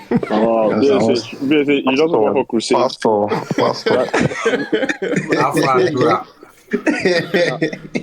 Amen. I didn't feel good, so I just want to spread the vibes. Nice, man. Give everybody. You know, I said they don't press money, go your side up. Press for us, man. Well, back to OD, man. So, guys, people, I don't understand people, right? So I hear somebody they say, man, OD is a better artist than Blaqbonez. How? Where? Like how? Why you would think that kind of thing? I don't know, because they did more popular, or you don't listen to more of his hits, or he has more hits. He sure me say you never listen to Blaqbonez discography. I did very BSH very tell them, Bad Boy Black. Someone is saying that he has not seen Black Boy talk about lyrics like this. You listen to the first EP, please, BSH. Sorry. They never listen. I know. And as I hear him, I just see this one. This one don't rinse Ozioku, don't rinse Machine is coming. It is sweet for. You never listen to Blaqbonez. They come out here, they tell me, say, man, bro, I don't listen to the two. The two bad. I'm not gonna tell you, say maybe Blaqbonez pass OD musically, because the two music is I enjoy it too. But I don't listen to the two. I don't feel pick because Blaqbonez wicked too with melodies. He get good melodies and it improve consistently. Like I need to go to the new record and I go reach there, but they come. You understand? So they are both great artists to just easily write them off. See, man, OD guy, go listen to the discography first. I bet you're not gonna get that tick anymore. So back to the music, man. I like the beef. I like the beef. I don't just know why. I just like the beef. I say suppose you're beef for this rap. As Odumodublvck the Paro, I like him. If you want the reason and you know, people they say now brand now not he pass brand for Odumodublvck the Para, so he is competing rap shit. Right. And Blaqbonez is competing too silently because I hear some bars. It's not be every day we sing baby. I was just about to ask, were they like strong bars that really left a mark for you guys? Because I haven't heard the records, right? But were they like standout moments? I mean, they're both not heavy rap records, both of them now. Like it's music now. Like wait, the freestyle is not a heavy rap record? No, I'm talking about the songs like Everlasting Taker and Pay Me My Money. Like, gotcha. It's not pure Afro. It's not pure rap, but it's not pure Afro. It's not bar heavy. It's not bar heavy. Okay. Yeah. It's a like melodic rap. Yeah, gotcha. Melodic Afro rap. Perfect. That's what it's. Right. As for the OD record, I honestly I love the beats. Like the sampling was fire, man. Who produced that it song? again? That song with the sample. I love the sample. Like the Ghana. I don't know if not Ghana. Somebody say not be Mama G song. Yeah. The producer did tweet that it was the Mama G, but that Mama G record did sample the same song, so it's the same thing. But yeah, it's it's the same thing. So like but like that, I love man. That sample. It's just sample perception. I mean, the whole point of that producer tweeting was to point out the exact sample. The exact sample. Yeah. Because so that means we're actually hearing Mama G's voice on that. Exactly. Yeah. It's the Mama G sample. Okay, the fire, man. Like I love the sample was like that shit is man. African music is sweet. I'm not gonna lie. I like the sample, but Odumodublvck did not deliver. Like I'm not gonna lie, you man. Okay. Like this one the first time when Odumodublvck not really deliver to like. Odumodublvck supposed to win this track. Like I don't just understand what Odumodublvck is sing. Like wait, so what was the point of the freestyle record? If you guys can summarize it. I didn't listen. I've not listened to that one yet. I will lie. So I don't even know how that was signed. Fair enough. I'm speaking on the Pay Me. Gotcha. All right. No problem. Yes, I'm speaking only on the Pay Me. I've not listened to the other one. All right. I see him, but our hip hop correspondent, as our hip hop correspondent, you suppose you know what I mean. Anyway, like joke. That rap, that freestyle can take off, like because of there's a part of the song that they're trying to anchor the record on, right? Mm-hmm. I think they didn't plan on releasing it. I think they just released it. So I think it's on DSP. I see it. Yeah, I think I don't think they released it at first. Yeah. So is that good? Okay, I don't. Nobody. So Everybody sees obviously so, the Burna co-sign, right? So Burna obviously said. Oh, Burna quoted that. Yeah, I remember. Like oh man, I'm going to listen to it. Yeah, Burna quoted the lyrics of that part, and then and that part is actually hard. Like if you like Goji, pull up with your alcohol, my pin, I go boss your bubble, boss your that part is hard. Like so, like it can sell that rap. Like the rap record is cool. Like it's. I mean, I don't know. I'm speaking of the Afro rap record, the ones who are Slanta and. Yeah. Sorry, I didn't even mind to say something about the whole sample thing, and it kind of escaped my mind. Sorry, guys, I'm taking us back. I don't need to say something on that. I agree with anybody that said like it's getting overplayed now. I don't know why, but yeah, something is good, but sometimes I think that now they are banking on nostalgia. I think that's what they're trying to do. And I find that very disturbing because if you want to do something, do it well, right? It shouldn't be seen as like a marketing strategy at this point. What to Cardi B, Abby? They see that the consumers now. Yeah, that also plays into it because it's to me, I felt like okay, now just oh yeah, it's doing this. It's MTN like marketing tactics to just get the conversation going. Right. I think so. I think we pieced down what you're about to say, but you can repeat yourself because you definitely cut out. Yeah, like I think now something just feels like a way to get a conversation going instead of like elevating the art itself. Okay. Right? Because even on this pay me, I don't know. I just wanted to put it there. Just it didn't feel necessary for the record. It didn't feel exactly. Okay. Exactly. I mean, look at the way Burna does it. You can see Burna use samples so much, but it feels like a very essential part of the record that if you take it out, it feels like something is missing. I think that's how samples should be done. Even the people that are sampling should kind of respect it. Oh, this is done this way. It feels like you're imagining the record. Sampling is an art form. It can be done well, it can be done horribly, but I would definitely defend the right to sample. I think that's a given in music. It's never going to change. So whenever we're having a sample conversation, I think yes, if you approach it from a place of the art form and how to sample, I think yes, that's good. But just on the license of doing it, you miss me, honestly. I'm not done. To me, the sampling was cool. I don't. It's just that Odumodublvck himself did not deliver. The lyrics were just too like. I was not feeling it, man. Pay me, man. It was too generic. It was too. I don't know, man. I was not just feeling it. All right, man. Fair enough. Then Stormzy, man. Stormzy was crazy, man. That verse was fucking hard. There was a line. He said like, I love pum pum, but I can never be one. I was like, God damn it, this shit is crazy. Wait, was that the P word we're looking for, Pixel? Huh? Sorry, I just wanted to make a call back to Pixel. No, that line there, as I know that line, I say, man, those kind of line you use the year, see, man, why I never think this kind of line before? That shit was dope, I swear. Don't kill me, please. Oh man, I love this. So now that kind of line you want to think of. I love it. No, as a rapper now, you get some kind of line where you say, I mean, this line dope, Yeah, but man. like easy but fire, like easy but Gotcha. deep. Now that wicked line, Gotcha. So Zlatan, man, I don't know, man. You try, you're not shaking, you try, do it then, man. So right. The song just goes, bro. On the flip side, Everlasting Taker, man, Blaqbonez has really shown that he's evolving, he's working every day. Like, although his counterpart is up, he's trying to like minimize him. He's going into the studio and trying to speak with his music. And this is the last drop. I hope the songs go higher because it has everything.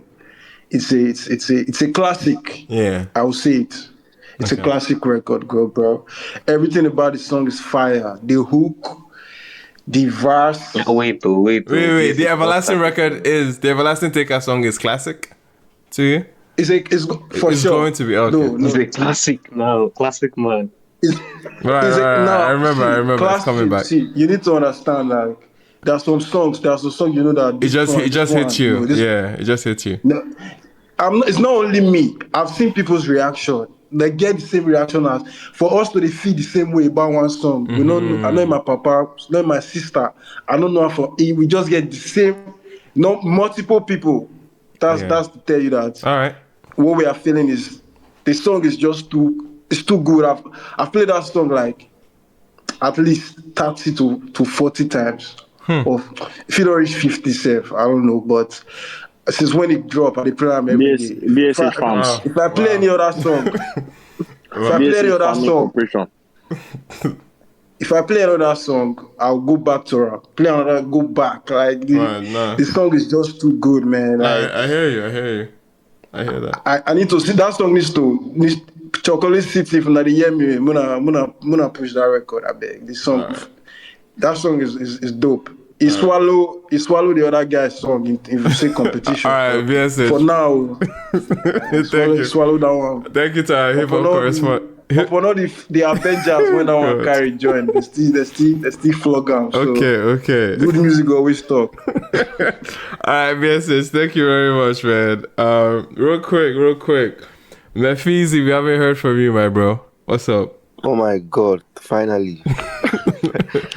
Sorry, okay, man. I wanted to say something when someone said why samples, why crowd vocals. This thing has happened over again. Like, people just want to do things because people are doing it. It's not like they think about it. You can just like, okay, as they play these beats, okay, let's think of one old song, put it in the starting, then put the other verses. Like, they didn't think much about it. They just wanted the sample to be there, so you talk about it. And for the records, the Pay Me record just sounded so underwhelming actually, but the verses were cool. The hook itself was just where the problem lies. The pay me my money thing was just very annoying to listen to, and that's just it. But the freestyle record is just top notch. And that's why, like, Odumodu is forever a rapper. Everybody that keeps saying he's not a rapper are the same people that think Zlatan and the rest are not rappers. Like, everybody cannot rap the same way. And we have these hip-hop dogs that have been rapping that way you want Odumodu to rap now. They are underground for years. No one listens to them. Somebody's doing his thing in a different way and he's topping charts, and you want him to be doing what? You want him to be a battle rapper, or you want him to be a proper hip-hop head that you just be saying, dope bro. But you can't even pull up 10K streams on Spotify. Is that what you want Odumodu to be? They should stop. That's why they won't carry dope go to the market. How you dope in the market? That's why you keep coming out every day to remind them that, bro, I can do this thing. If you listen to that freestyle song and you think he's not a good rapper, then you're missing something. He can't rap like MI or Vector. Olamide didn't rap like any of those guys. Reminisce didn't rap like any of those guys. And they were still tagged as dope MCs. So why does everybody have to rap a certain type of way to be called dope? Right. So having said that, the Blaqbonez record was also very good. And I'm loving the competition at this point. It's favoring Blaqbonez more because I think it's favoring Blaqbonez more right now. At least people are now giving him attention, and like we are now like wanting to see a Blaqbonez record drop. So like it's favoring both parties, but I would still like it to be more intentional, more combative. Yeah, more precise. Like, let's know that okay, you people are coming for yourself, and let's make it a proper topic and headline. Gotcha. Do it, then it's going to benefit both parties. So I think these tracks, right? These tracks, Abi, proper name calling and everything. They should just do the back and forth and let's just. Me, they drop the diss track. I don't know what they do all these guys. Real quick. There, Dante, you said somebody doesn't want it, right? Yeah, what they said is not a rap beef situation. Like, did you guys forget? So when he was coming with the Pretty Boy deal, he's coming with the Pretty Boy deal energy now. Rappers Guys, take their personal situations to the studio, especially with another rapper. That's how they handle this shit. That's my apologies. Okay. Guys, can I just about it? Yeah. You guys, if the mass, you people say we said it on their space. We said take it to the studio. Was it Wuchi that came and said it was gonna be underwhelming or whatever? He said it is not an enter the boot situation. He has said that this is a situation of you want what they are clearly telling you, or one of them is clearly telling you he does not want to give you. But he's using music to compete. Dante, are you of the opinion that he should, as opposed to like, okay, he has said he's not going to do that, and we should take it as it is? I am the wrong person to ask that question because I don't care that much. Like, Gotcha. Like, can we just I'm not. Fair enough. Yeah. Mephizi. Yeah, so but I'm just replying based on what they have said. Gotcha. I get what Mephizi said. But I'm just replying based on what was said. So if you guys are saying called each other's names, one person said, "I don't want to go to the inside the booth." That's what he said. So where do we go from there? Okay. Yeah, I mean, I don't think Odi. The beef is not music beef. They said there's more to it, and they don't. And it's clearly personal, and obviously they don't want. Can I keep in something? But I don't know. Anyway, okay, go ahead, Mephizi, because I think we're about to allow me what I'm thinking too. So. Yeah, so like you say it's not music related. You can't talk about it in music, but you keep coming to tweet about it. I don't know. Maybe there's somebody that's always giving Odumodu first-hand gist about people that Blaqbonez lie or anybody. Odumodu thinks he knows so much about Blaqbonez being a bad person. He says that I don't know. Like he's been quoting some things lately, which I'm trying to like connect the dots to think. He's trying to say that Fola didn't clear the verse for Blaqbonez in his album, and Blaqbonez has been coming at Fola in a way or something like that. That Fola didn't clear a verse for him in his album. Bro, they obviously don't like each other. They can't see. He's just putting it in. He said, "I'm not putting it in the music. Like I'm not attacking him." That's what I said. I didn't. I mean, whatever they are saying, whatever they are accusing themselves on, we don't need to know whether it's facts. Yeah, like I'm just telling you what you say you want. One of them said they are not giving you. So I just want to navigate the conversation with that awareness. I know. Yeah, no, but that's him is just saying that. If he's not going to give up, then he should stop coming to give us. Yeah, deal with her privately then. Not call the user they disturb us. I think I'm disturbing you. You said block out now. No. We can't say that. They are definitely using this back and forth to their advantage. Like, and obviously they should, but you can't be half-assing it. I'm of the opinion, if like you're an artist, and especially if you're a rap artist, like there's a different level of a tradition that comes with things like this, right? I'm speaking from that lens, speaking from that POV. These are the two guys that are at the very top, the most prolific of rappers in that space, and to have an organic disagreement in personalities, right? It just feels natural. It feels like your knee-jerk reaction. It should be to get in the booth and express yourself. This guy, you think from my wavelength. As a knee-jerk reaction, if you are really about that, if you're really about your crafts, you're going to prove how far better you are than this other person, and that's down to the genesis of hip-hop, right? So I don't disagree with you guys, but it seems you don't. I feel like maybe Tad gets what I'm saying more. I don't disagree. No. I think the point you're making is fairly clear. Like, and I think I'm just responding to that as okay, yeah, like despite that, it's like you're the top rapper, you're the top dog, you're the face of the genre. And by force. That's the thing. Is it by force? No. At the end of the day, he's a free man. Like he still has. So simple. He has a license, but hip hop fans can demand. Come and start tweeting things about him. No, fans can absolutely demand. So do you want to stop him? No. Fans can definitely look at you somehow left field and look at, okay, you're not that kind of rapper then, and you can take it however you want. the people that are looking at him somehow, nobody cares. Yeah,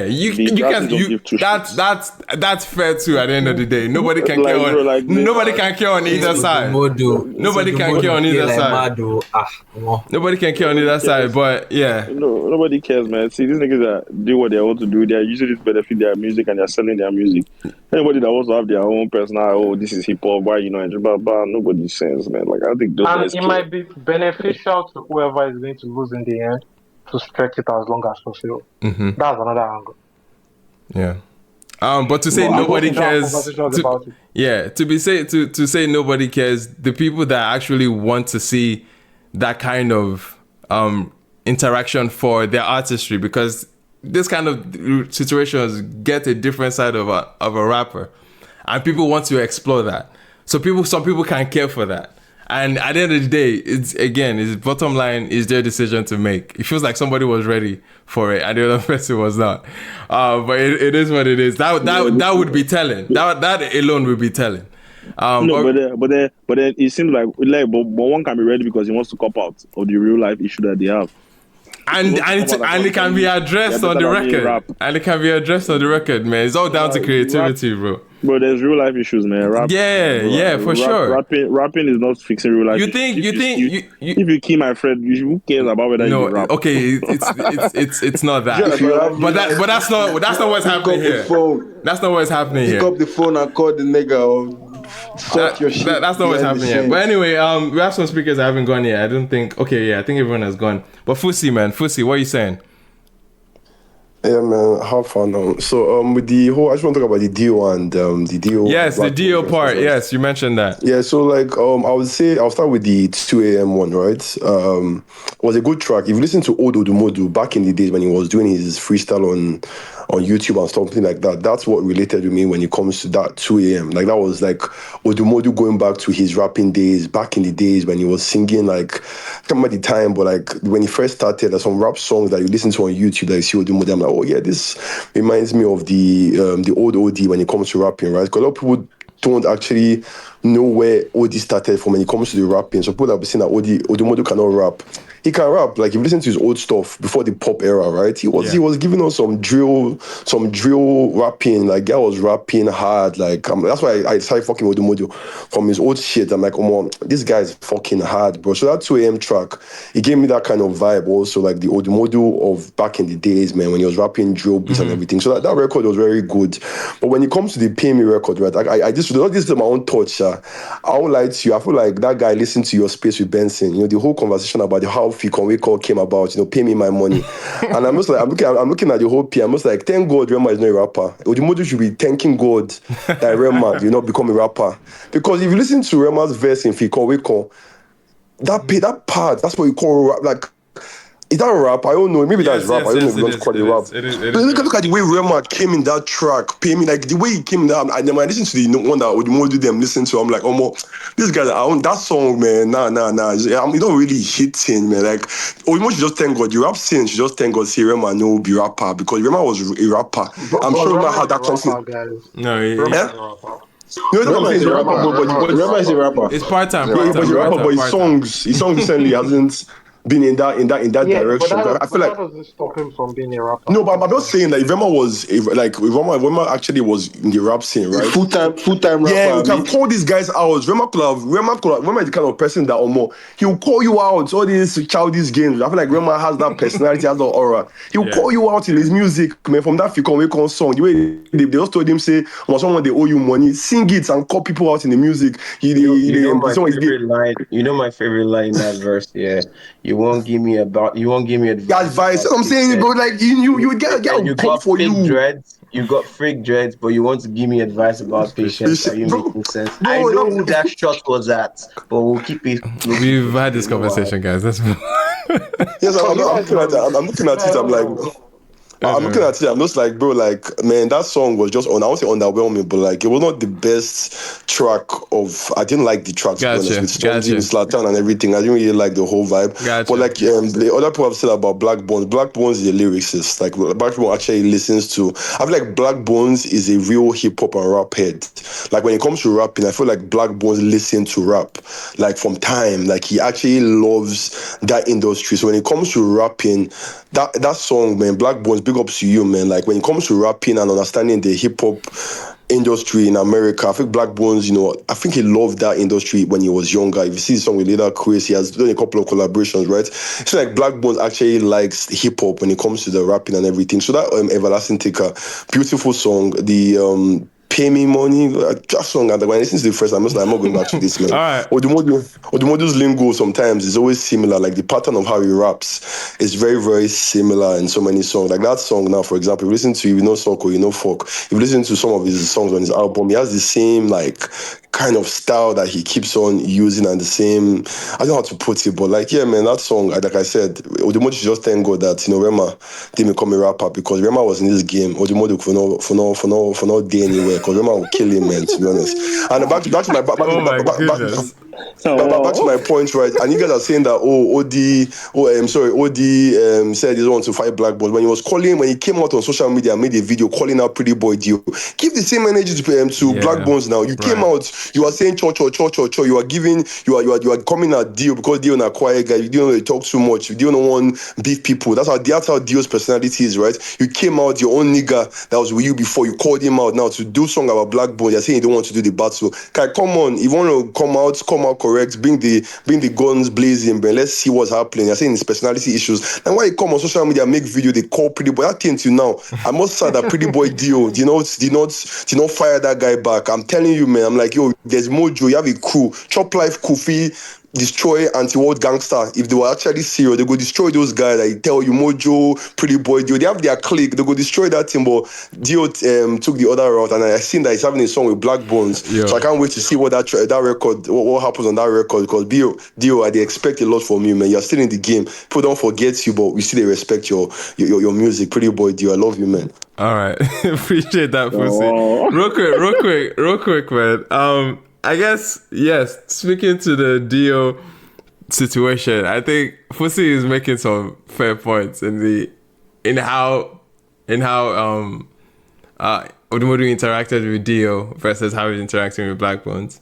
I think that's fair to look at. And also, there's also a level of calculation too that is going into Blaqbonez and how he's dropping the record too, because he had Dio do the outro apparently on that song. Which now begs the question of, okay, that was intentional, bro. That was very intentional. Where does Dio now stand in the situation now? Because we've seen what's it called, like a peace making moment where they squashed everything. But him essentially being on a Blaqbonez record is speaking volumes. And it already feels like, for you guys, to me, it's just like, oh, they're making songs together. You know, right. Fair. Yeah. But I do understand that. And if you're gonna trace like Dio, I guess when I saw guys like men actually start questioning what the model's character was that video. All right. Yes. Sorry, I'm about to drop to listeners, right? This is 1 minute, and I'm not trying to drag us back, but like last week when I was playing ball, right? I had a lot of things. I just want to say that when the Purple album drops, that might be the day that Agenda finally loses his grandparents and his in-laws, because we'll all be here, sha. Anyways, hope you guys have a good day. All right. Appreciate it. Taj, which album did you mention? Please. The Purple album. Don't worry. Don't drag us back. Don't worry. Purple album.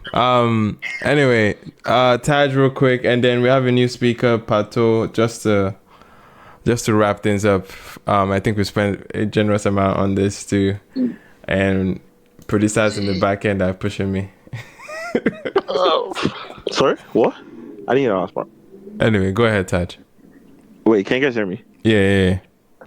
Okay, yeah. I think I I don't mind both records. I don't know that I'm also super crazy about both records. I think one thing people need to understand about Odi is that Odi's style is very grassroots, which is why he was sampled like a Mama G record, right? Like Odi is he's very of the soil, right? Like I feel like because of where we are as listeners and how we're how well, the kind of music that is coming out of the country en masse, I think we're forgetting that there's some people that really serve that grassroots, right? And Odi is that rapper slash singer that serves that itch, right? That itch, and he's not here to sing songs that, or the melodies are not there for you to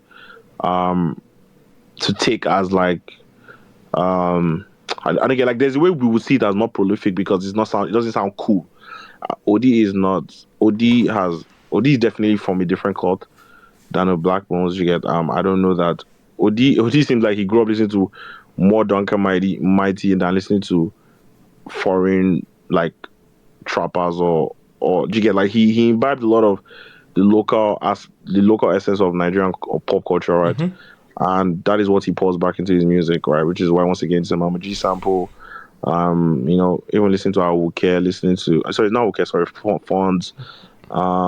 That's kind of especially when he goes pop, right? Yeah. He kind of shows, and that's kind of what this record was.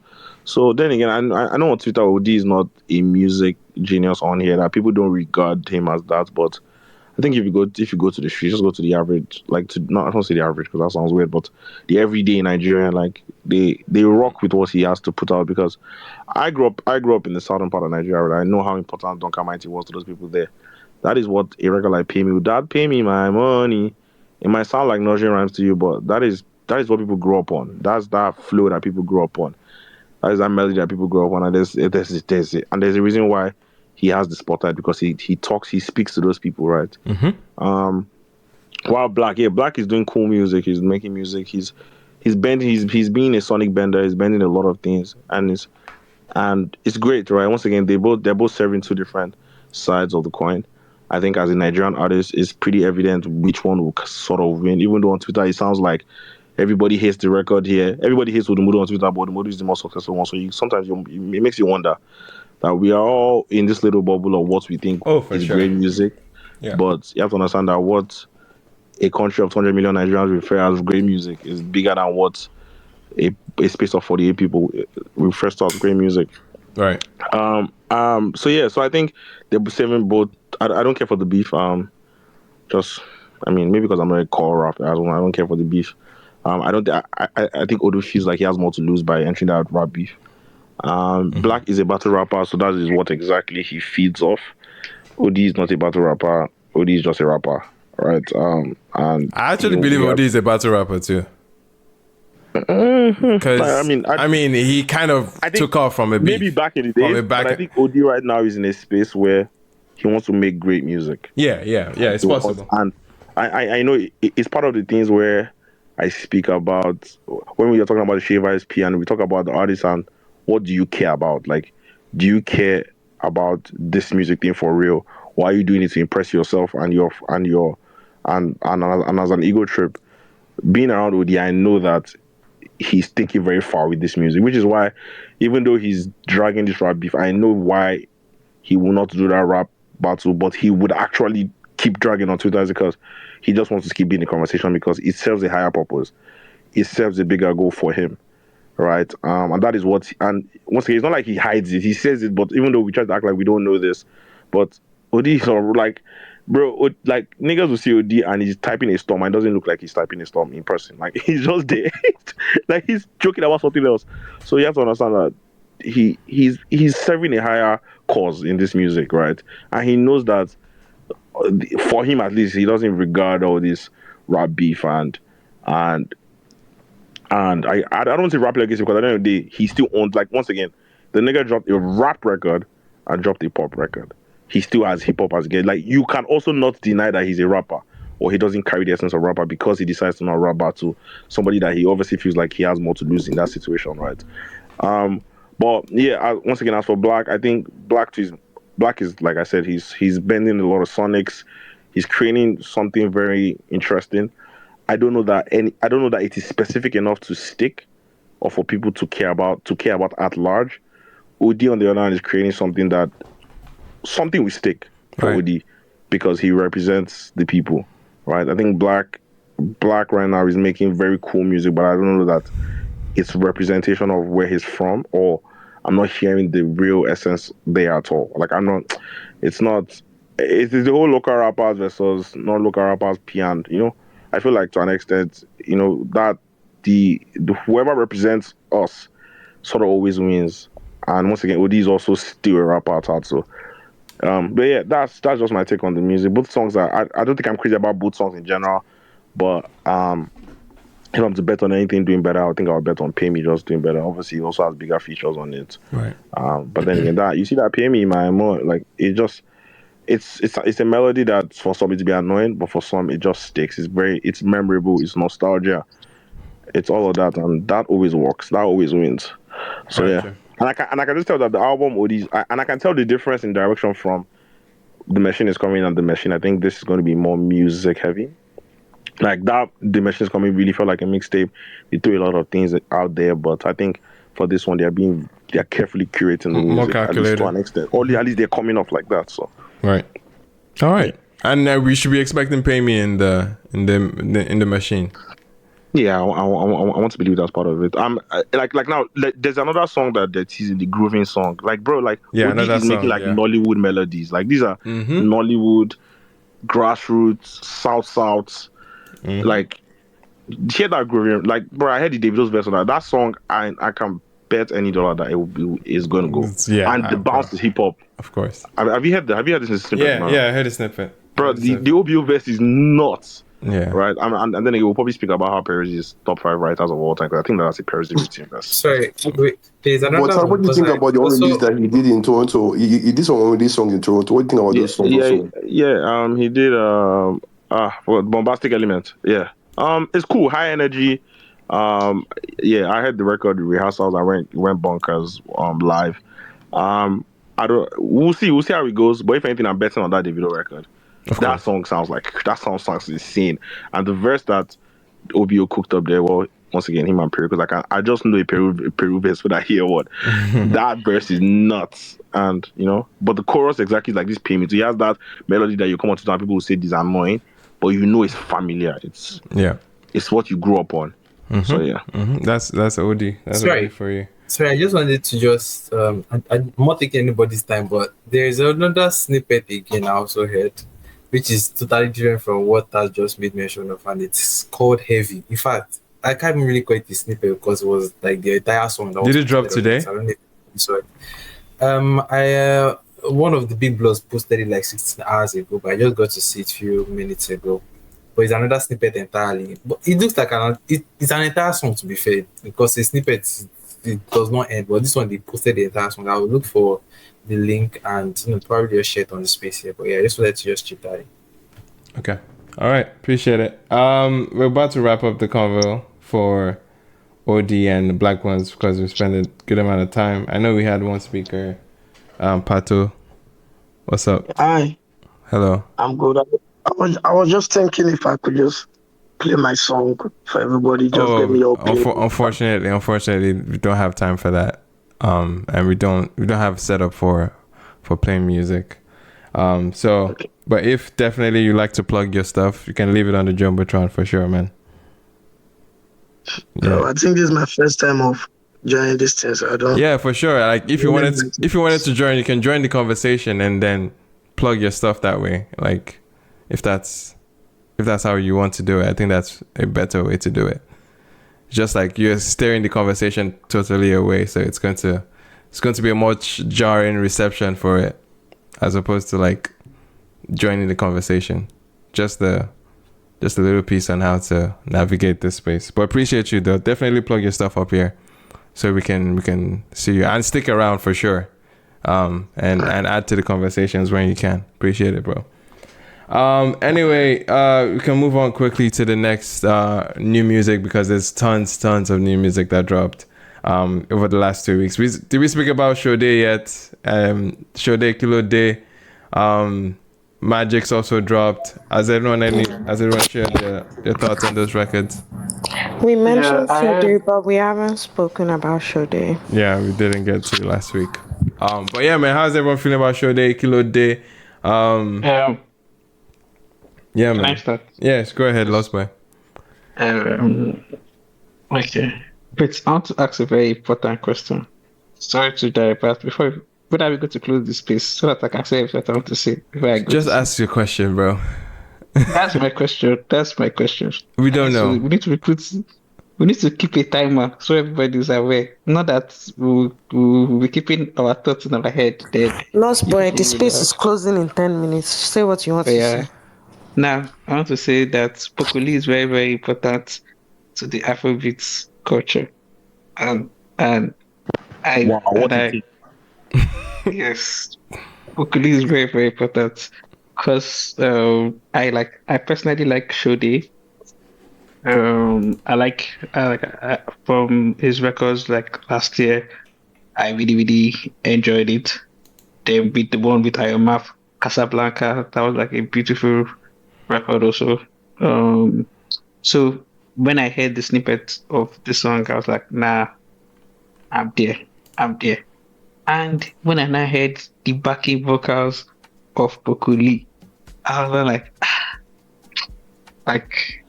it's going. That's all I can say. Would I call it Afro Yahoo? But Afro Adra / no, like don't worry, I'll say. For Afro based on belief, yes, I think that's the best word I'll call it. Afro based on belief is one of my favorite genres ever. Afro based on belief just sounds like black magic. Yeah, I don't know why. Just say Afro Adura, bro. Like no. The guy is just forcing it. It's just Afro Adura. I don't understand. What you're describing is not. Anyway, Afro Adura is separate. Can we classify a cash app as Afro Adura? I don't know. Yes, now I don't get what is it. Yeah, sure. But I really, really, really like the song, and I've been playing it. I did not talk about the Balasi Teka, but I'm going to go and sleep. So let me just quickly talk about the last song. Please allow me. Taves. God bless you for coming back. It has been a year. I heard your voice. I love the new Tupac EP. I love Way Too Young. I always enjoy a Taves beat selection. Like his beat selection choices, God, like it's always a breath of fresh air in the Afrobeats, like New Boys era. Like yes, sometimes it might be like, oh, he sounds like he's a legend, which is also a wonderful thing. But I think that like Benson will never pick a Taves beat. That's but like you can like a Taves beat and you hear like his delivery on the beat, it just sounds so fresh. That's what's the word. Taves sound fresh. And on the final note, God will punish that stupid person that said that Tiwa Savage should not feature Taves because please. These are I know we should not be giving stupidity popularity, but there are people used to come on this internet and they'll not be saying AR is the problem or so. Just coming online and be tweeting nonsense from your I don't want to call it for yourself contain. I don't know where you are. But please. All right. Appreciate don't that. try that again. Good night everybody. Have a lovely week. Thank you. Appreciate it. Nice. I know you guys are kind of skipping forward, but it's interesting to me that like, this is even like my segue that the hip hop heads and people that care about the beef didn't talk about SK's Lamb Truck that dropped 2 weeks ago, or a week ago or something. There's literally a line for OD in that song. SK. Or was it 2 lines? I don't even. Yeah, and first of all, the song is fire. It's just fire. But like the guy literally said, if the machine they come, waiting I pump, the engine go knock, or however I said it. Yeah. And I've not seen anybody bring that up. Yeah, so I'm kind of surprised. But You okay. just did. Nice. Yeah, but like I'm me. So yeah, I mean, I people rated you guys. And also, I rated you guys. bro, I'm sure a lot of people haven't jammed the lamb truck record. Yeah, but it's I don't want to say it, but it's like, yeah, it's because of that, really. But anyway, nice. It's because of who is dropping it. Oh, okay. Yeah, nobody gives a shit. Sadly, but the song is going, Sean. That's what I was saying. Oh no, the song is going on. The song is hard as hell. Nice. All right. I guess yes. I think we've kind of touched on something. So we've got Shoday. Anyone still have thoughts on Shoday? I know Pixel had his hand up. Definitely not my best Shoday record. Not as much. A bit too. I don't want him to be sucked into that Afro-Adura space where they now carry the same essence on every record. I think he's a bit more than that. So I would love for him to be a lot more dynamic. I don't know that it was a very interesting single because he has previewed a few snippets. I don't know why they went with this one because this came from almost nowhere. I don't know. I'm not as big on this particular record, but I'm still rooting for Shoday in general. So, but this record, I don't know. I could pass on this one. Shoday. Anyway, yeah, fair enough on that one. Any other thoughts on Shoday? I sorry, Pixel and then Mephizi. Sorry, Pixel and then Mephizi. Alright. So Shoday, a huge fan of Shoday, and I know a lot of people say Fola has had a very great run this year. I also believe Shoday too had a very, very lovely run. Mm-hmm. Might not necessarily be the same wavelength. It seems more like Fola is more mainstream and Shoday is for the street guys. But he's doing his thing and I'm really just very happy for him. He's still yet to miss. Shoday Kilode is also a hit record. Like it's just beautiful. I don't really think I have an issue with it. It's just vintage Shoday having that on form kind of performance, and it's a very, very great song. So what I would like to ask, because you said that I don't know, you said you missed like a week. I guess okay, yeah. So maybe make mention of I don't know if you guys talked about Candy Blake and Ribena on Sina remix. I don't know if anyone has heard that, but that was my first Candy Blake song that I just listened to. Wow, it was beautiful. Go ahead. It was surprisingly beautiful, to be honest. Like, okay, God, let me use my choices of words very well. But she did strike me based off her looks. Like, she'll be able to like deliver something that I'll personally enjoy. So, just listening to this. Now I said, just allow me, please. Just allow me. But I was going into the song, I was very surprised. But to be fair, what Ribena did on the intro, was heavy. Ribena actually. Wait, did you have context of Candy Bleakz before hearing the song? Like, have you heard some of her songs before? Like, did you know? That's the thing. That's my first. So how I got to know her was on the TL here. You know, there was a time they dragged her for something and all of that. So just based off just seeing her pictures and just seeing her generally, I was like, I don't really think I would enjoy her music. Not because of her listening, but now listening to that song, I was like, wow, this lady makes great music. Like her songs are actually fire. Like that particular song was actually good. And I checked her discography and I was like, she's really good. Like she's a street rapper. So at the foundation. She was in a rap group. She was in a rap group before Chocolate City picked her up. Listen to her song. Yeah. Anyway. Yeah, but yeah, she's dope. She's dope. Someone else I also enjoyed. In fact, I guess for that last week, he made my entire week was Mologo. Sorry, you couldn't love me. That song is so bro, that is music, man. Jesus Christ. Now I have to say this. I've not really gotten so much into his discography that much. I guess the last time I really listened to him was the record he had with Oxley back then on that EP. I guess that was his first EP. Yes, that was where I actually listened to him and I really loved that song. But since then, just listening to him on that record again, I was like, wait, so this brother has insane vocals like this, bro. That song is lit. Like the melodies insane. That is proper music. I've been rinsing that song back to back. That song is so beautiful. If you have not listened, please, please listen, please. Really nice.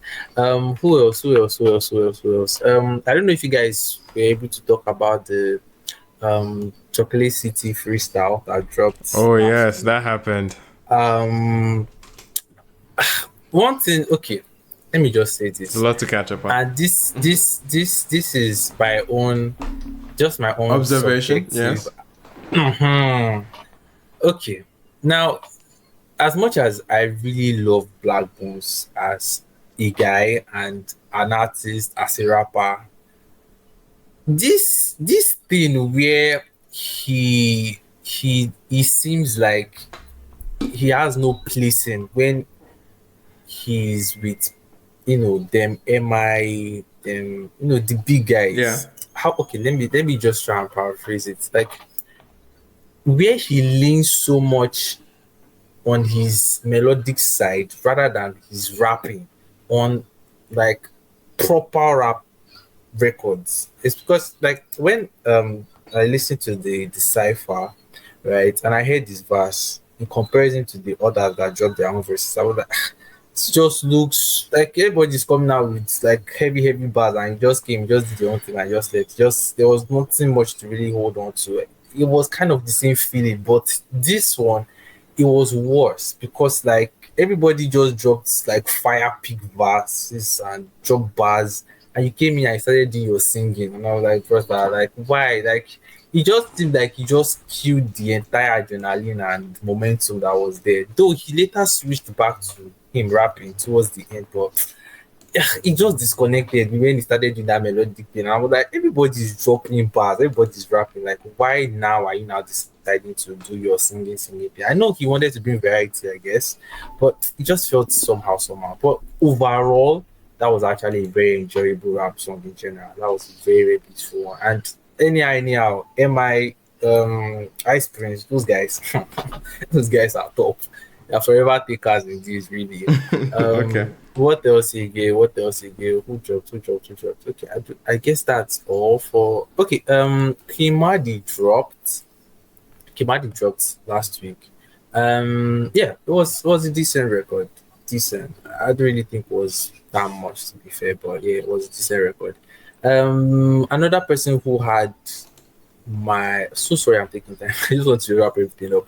Was Sound was here last week. Numero, yeah. Unfortunately I could not speak, but that song is so beautiful, and I wish I was really able to speak, but I was kind of busy. I was just in and out of the space. But one thing I've noticed about Sound is that brother's pen. I'm not really the biggest fan of banging pen, but that brother can actually write, and the pen on that song is so beautiful. Like we need to start bringing love back. Too much chaos, too much tag around. Like love is very important.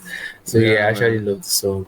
So to this week, my excitement was seeing a Wizkid extended verse on Lighter. For me, that is my own personal song of the year. I don't think a song is really that, because that song it's funny. It's actually funny, but. Wizkid has been hopping on so many verses, but I don't think what he did on that Lighter song, forget it. They should go and throw away One Condition and all the other songs that he has hopped on. That's first. When you start capping, I was trying to get your name back after you spoil Wizkid's name since for Twitter. I'm trying to say best song of the year. No, don't come and save yourself here, bro. They see you for Twitter, but every morning when they use Wizkid name the trend. Don't worry now. I don't see you. The problem here. Okay, let me not bring that to this space because this is a different space. But anyhow, whether you like it or not, I am as much of a Wizkid fan as you are. So this one is just me and Sha. Anyways, what other song? Thank God Lost Boys talked about it, but Taves way too young. I didn't listen to the second one, so I listened to just this one. I'll have to get back to that one. But yeah, he Okay. made something that is very, very important, and it is Taves beat selection. I don't know how he does it, but he made like listen to song. I was kind of busy, but immediately this song started. I was like, oh, wow, this is very, very interesting. Like, this is an interesting beat. And I just looked at it, I was like, okay, that makes sense. Like, he has this very distinct ears to just beautiful instrumentals, and I don't know. I just really hope that one of these days, like, he gets that very huge moment for him. I really hope he gets that his very big break from the songs, because he's very, very, very talented. He's really, really talented, and the entire production of the song is beautiful. His melodies, the background of the song, just hearing those tiny, tiny little voices is just really, really, really exciting. So yeah, what other song again? Yeah, I guess that's just all. I think some music side. But Fuse dropped. It was featured on the song Stop. Yeah, it was a very decent record. But yeah, overall, I guess that's all from my side. So yeah, thank you. Thank you, Pixar, for rounding up everything on the list, but not everything though. You definitely haven't touched on some records. But did anyone care for the Mr. Easy drop, Casanova? What's the temperature on that? Yeah, I do. How you feeling? Okay. I like the song. It's like the production is so beautiful. I think it was TMXO and Chills? What's the word? No. I think either Ikeli or Kelpie. Probably, yeah. Yeah. E. Kelly works a lot with Mr. Easy, so yeah. I know. Either Ikeli or I don't know, but it was TMX was shining me. I know TMX was there too. It seems they like the song so much. The producer is posting the video of the song on his own page. Yeah, man, that's TMX, man. Shout out TMX. Yeah. TMX poster I saw. But yeah, the song is really nice. I was making a tweet about you shouldn't be like typing a song Casanova a week after your wedding. And I'm like, yeah, but that's funny. I want to defend that, but then I don't have the strength. I have the facts, but I don't have the strength. It's a really beautiful record. Yeah. It's so like it's Mr. Easy-esque. And I'm glad, because to me Mr. Easy never lost the stuff. Right. I guess either I just maybe listened less over the years, because my brain just kept exploring so many types of music that, funny enough, even he is kind of tied to that in a sense. Or he validates that in a sense for me, like that. I don't even know what I'm talking about, but the fact that he loved Latinx and because I listened to Latinx and he kind of like made music with Latinx, and then I was like, okay, all this shall I use so much. The point is, I enjoyed the song. Even the song before this, the Connie record, the one Prime produced, I enjoyed that too. So I don't know where this is going. This is going towards a project, yeah. It feels like. Yeah, that's the thing. If I'm gonna get a light EP, I'm gonna get a easy toy again. Like what's going on? I want to know what's going on, because it's something. Yeah, it'll be interesting to see for sure. Haven't tapped in yet, but anyway, notable. It's kind of like it's like highlights, but it's forward facing in a weird way. Okay. Yeah. Nice. Yeah. All right then. Cool stuff. Do you want to talk about music we're looking forward to? Tiwa just announced the track list for a forthcoming album. We have 2 features. I mean, one that we've already heard, Skepta, and then we have a pleasant surprise, Taves on this. And I saw a lot of comments, people connecting that they had the same A&R. They share the same A&R, hence the connection and the bridge between that. Obviously, this also... Yeah, someone said that. Yeah, obviously, this also ties to... I mean, kind of some of the points of the Taves release, the recent release, is that we noticed that it's been official that he has left the staples of To Your Ears. And I forget who he's with now again, but essentially... Mars, yes, Mars, Mars, M-A-R-S. Yeah, Mother Africa. But living TYE does also mean living Atlantic. So, say that again? Because the TYA situation Yeah. was I with know. Atlantic. It was with Atlantic. So I think leaving, yeah, it means he left Atlantic too. Okay, fair enough. Yeah, I think he would leave Atlantic because he got the deal through them. So if he's leaving them, so I mean, based on just based on logic, but you never know. It's possible they probably had a sideline thing, but I doubt that TYU is set up in a way that they're not a part of it. Good convo. Yeah, Tiwa album. Any expectations? Any excitement? I'm excited for Tiwa. I think she's in the. Yeah, I've been saying this. We've been seeing this with the rollout. We've been seeing it with the choice of production. We've been seeing it with just how she's been moving. There's a level of freedom that she's operating with that it feels like she is out of the rat race, quote unquote. The pop rat race. It feels like that. She has that aura around that. And it just feels more about the art form. It just feels more about the passion. So I'm not even going into this new album expecting it to be groundbreaking. I just want, because the last one was phenomenal when it comes to the material, but obviously it didn't try to compete in the space or in the conversation because it was a soundtrack movie and everything. But overall, I'm a big fan of where she is. She's leaning more into her R&B roots, and having feature like Taves is only a good sign. And trying to go mostly solo for the rest of the album, also a good sign.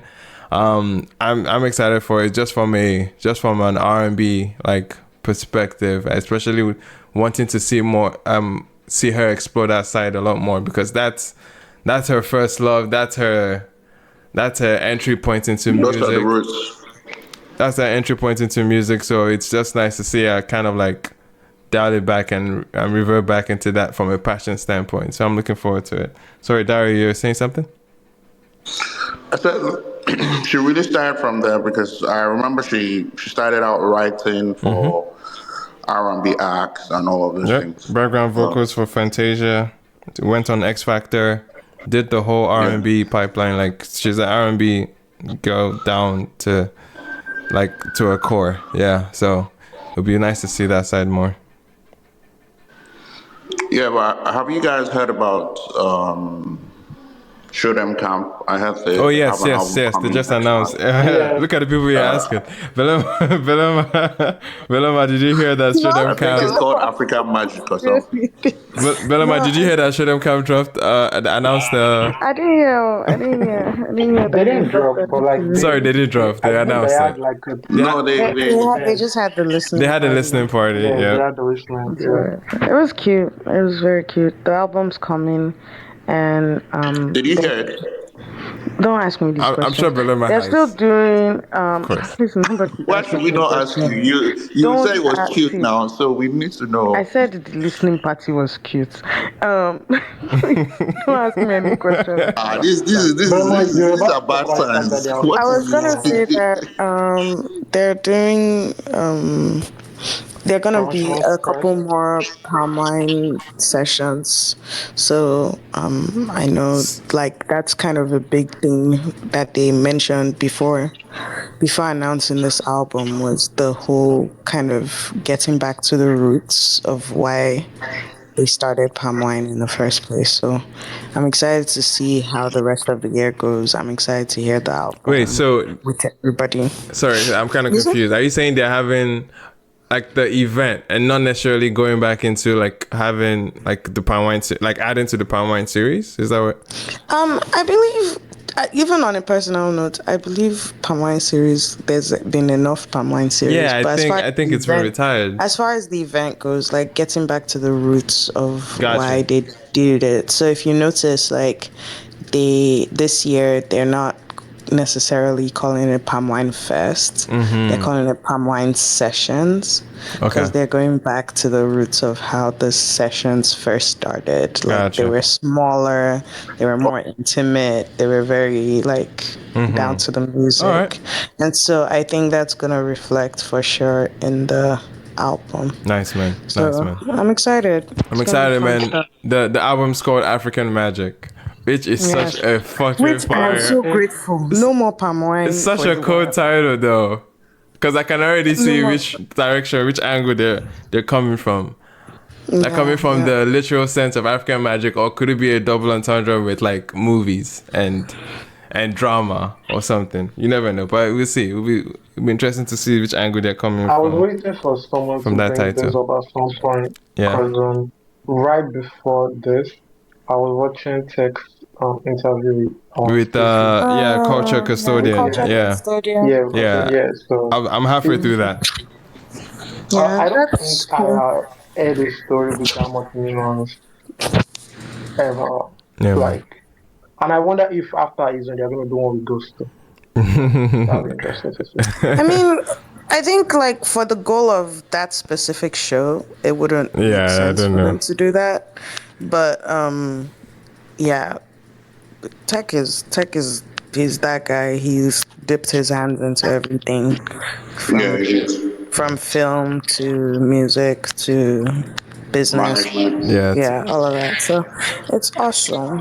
Yeah, man. I think I'm looking forward to it, but one thing that is very, and I know we're heading towards the end yet, but one thing that came out of this past week that stood out to me, that made me laugh, is that I'm curious to see if there's ever going to be a Nigerian musician that's gonna do like a strictly EDM dance type project. How strict are we talking?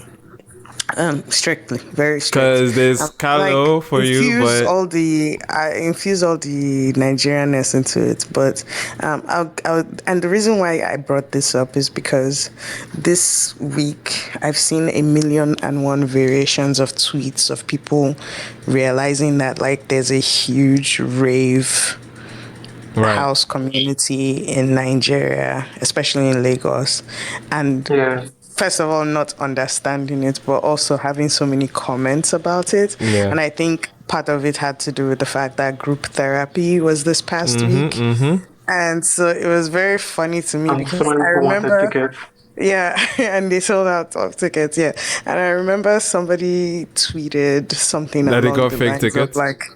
No. Somebody tweeted that that why would they even bother looking for tickets for a place where they are not going to play? Hey Jago. What's that? Hey Jago. Is it Jago? I saw that too. And then somebody responded with a video of them doing house. That's a funny tweet. As group therapy, and somebody was like, "That's a this funny is the song that he said they're not gonna play," and so it's like that kind of energy is as far as like as long as we're talking what we're looking forward to, is that I genuinely want, even if it's like a DJ project or something, I want that kind of energy. You don't quantify Kalo to be like that person? No, not. Wow, are you stripping a Nigerian card? And the reason why I say that is because what Kalo does is great, and it is that, but I don't think it is enough, right? I think like Kalo is very...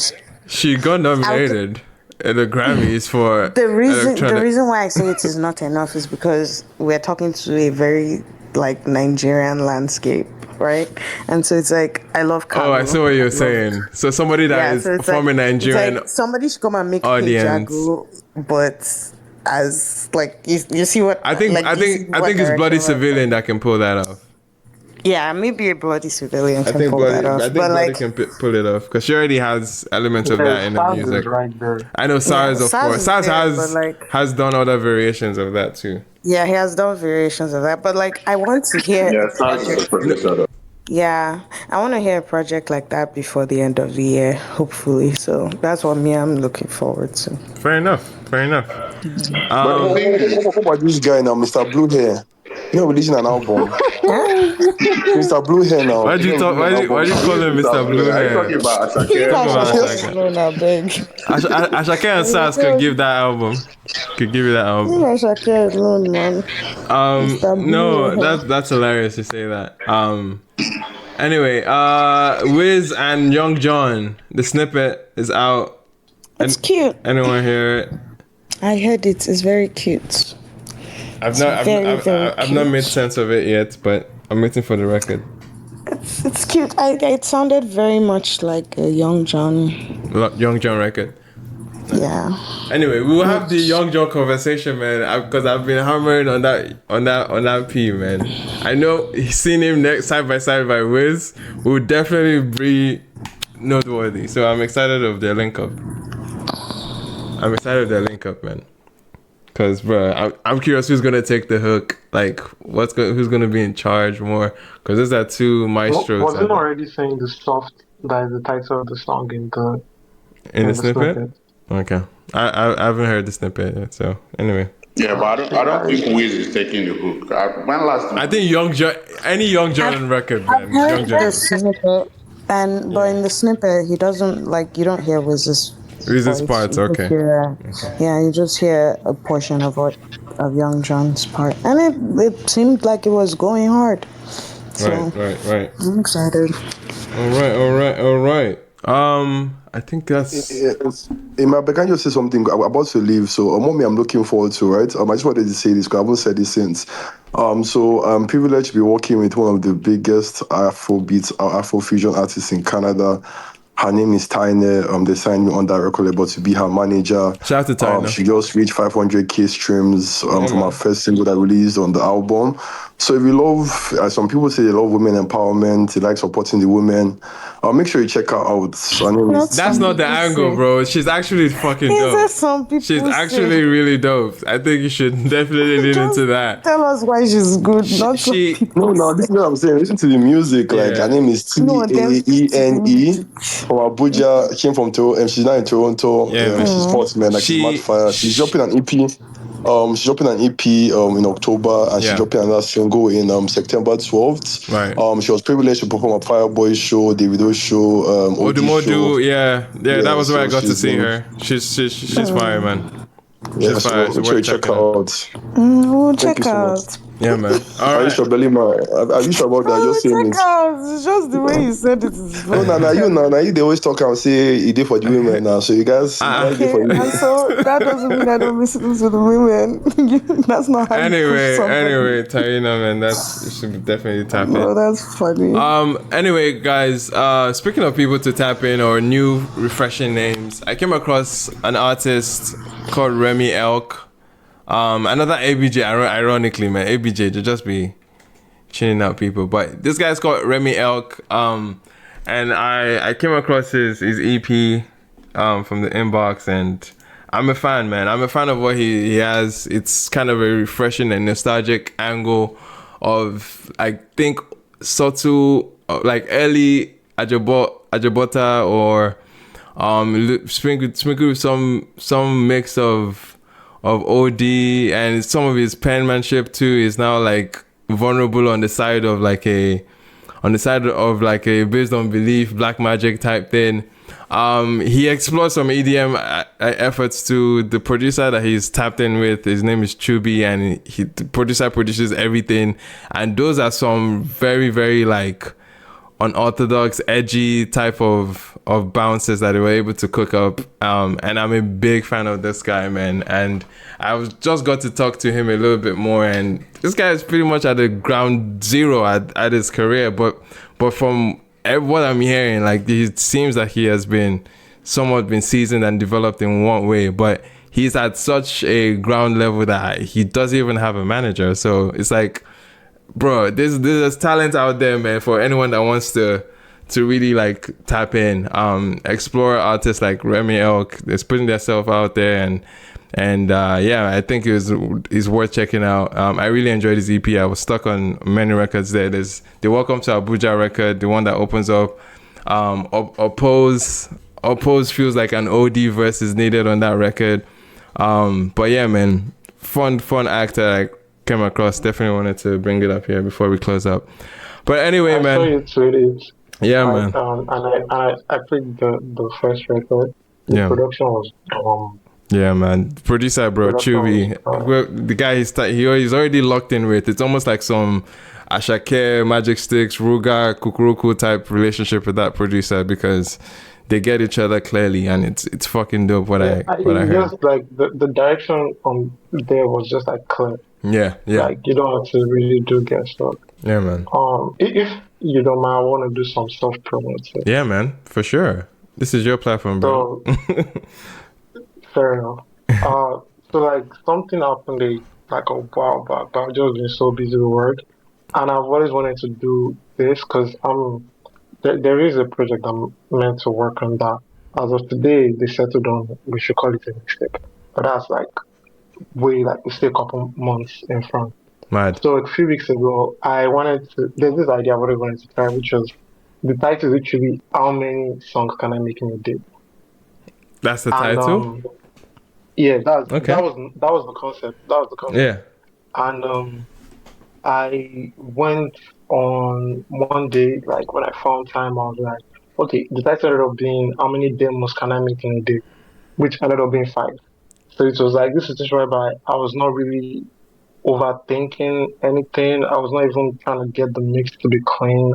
I was not trying to do much. I just wanted these ideas to exist. And then I did it. And then my friend, I sent it to him, and then he dropped it like on SoundCloud. So it's not even on my normal SoundCloud because I'm gonna have it if anyone cares enough to like check when can we expect it? Or when is it dropping on DS? It's out. It's out? Like so it's not gonna be on any DSP outside of SoundCloud ever. Ooh. There is a song on there that we plan on. We're working for the future. All right.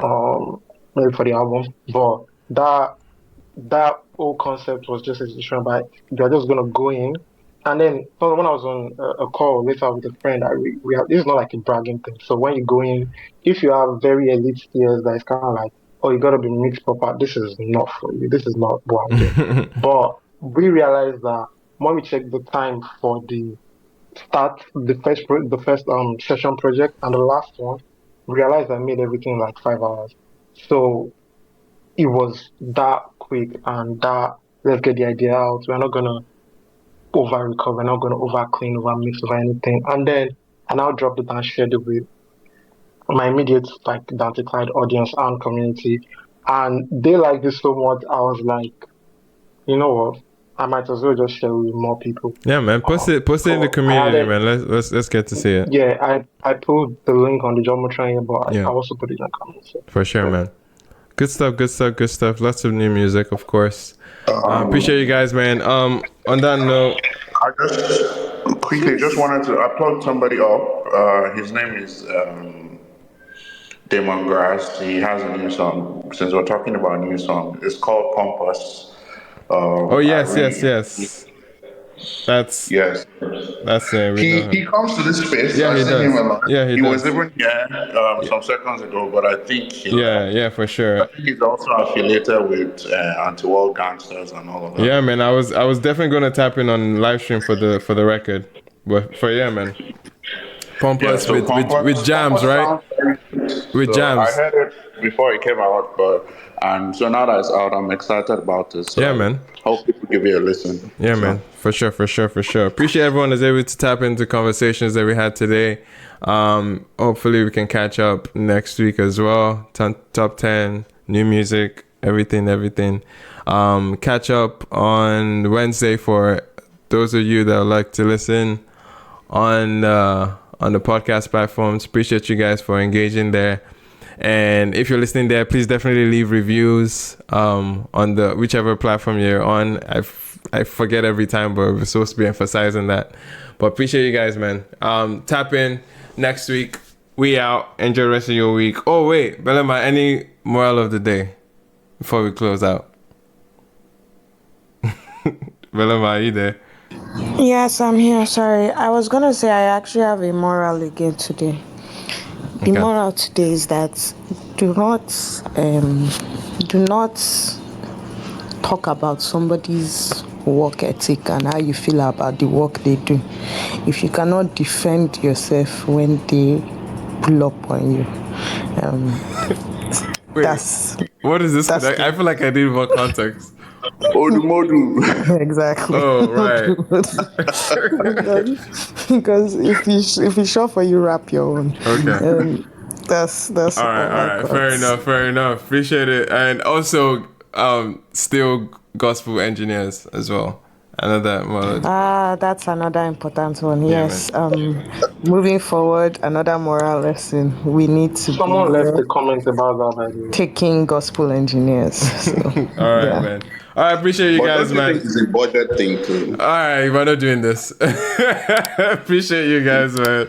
Catch you guys next week. We out. Peace.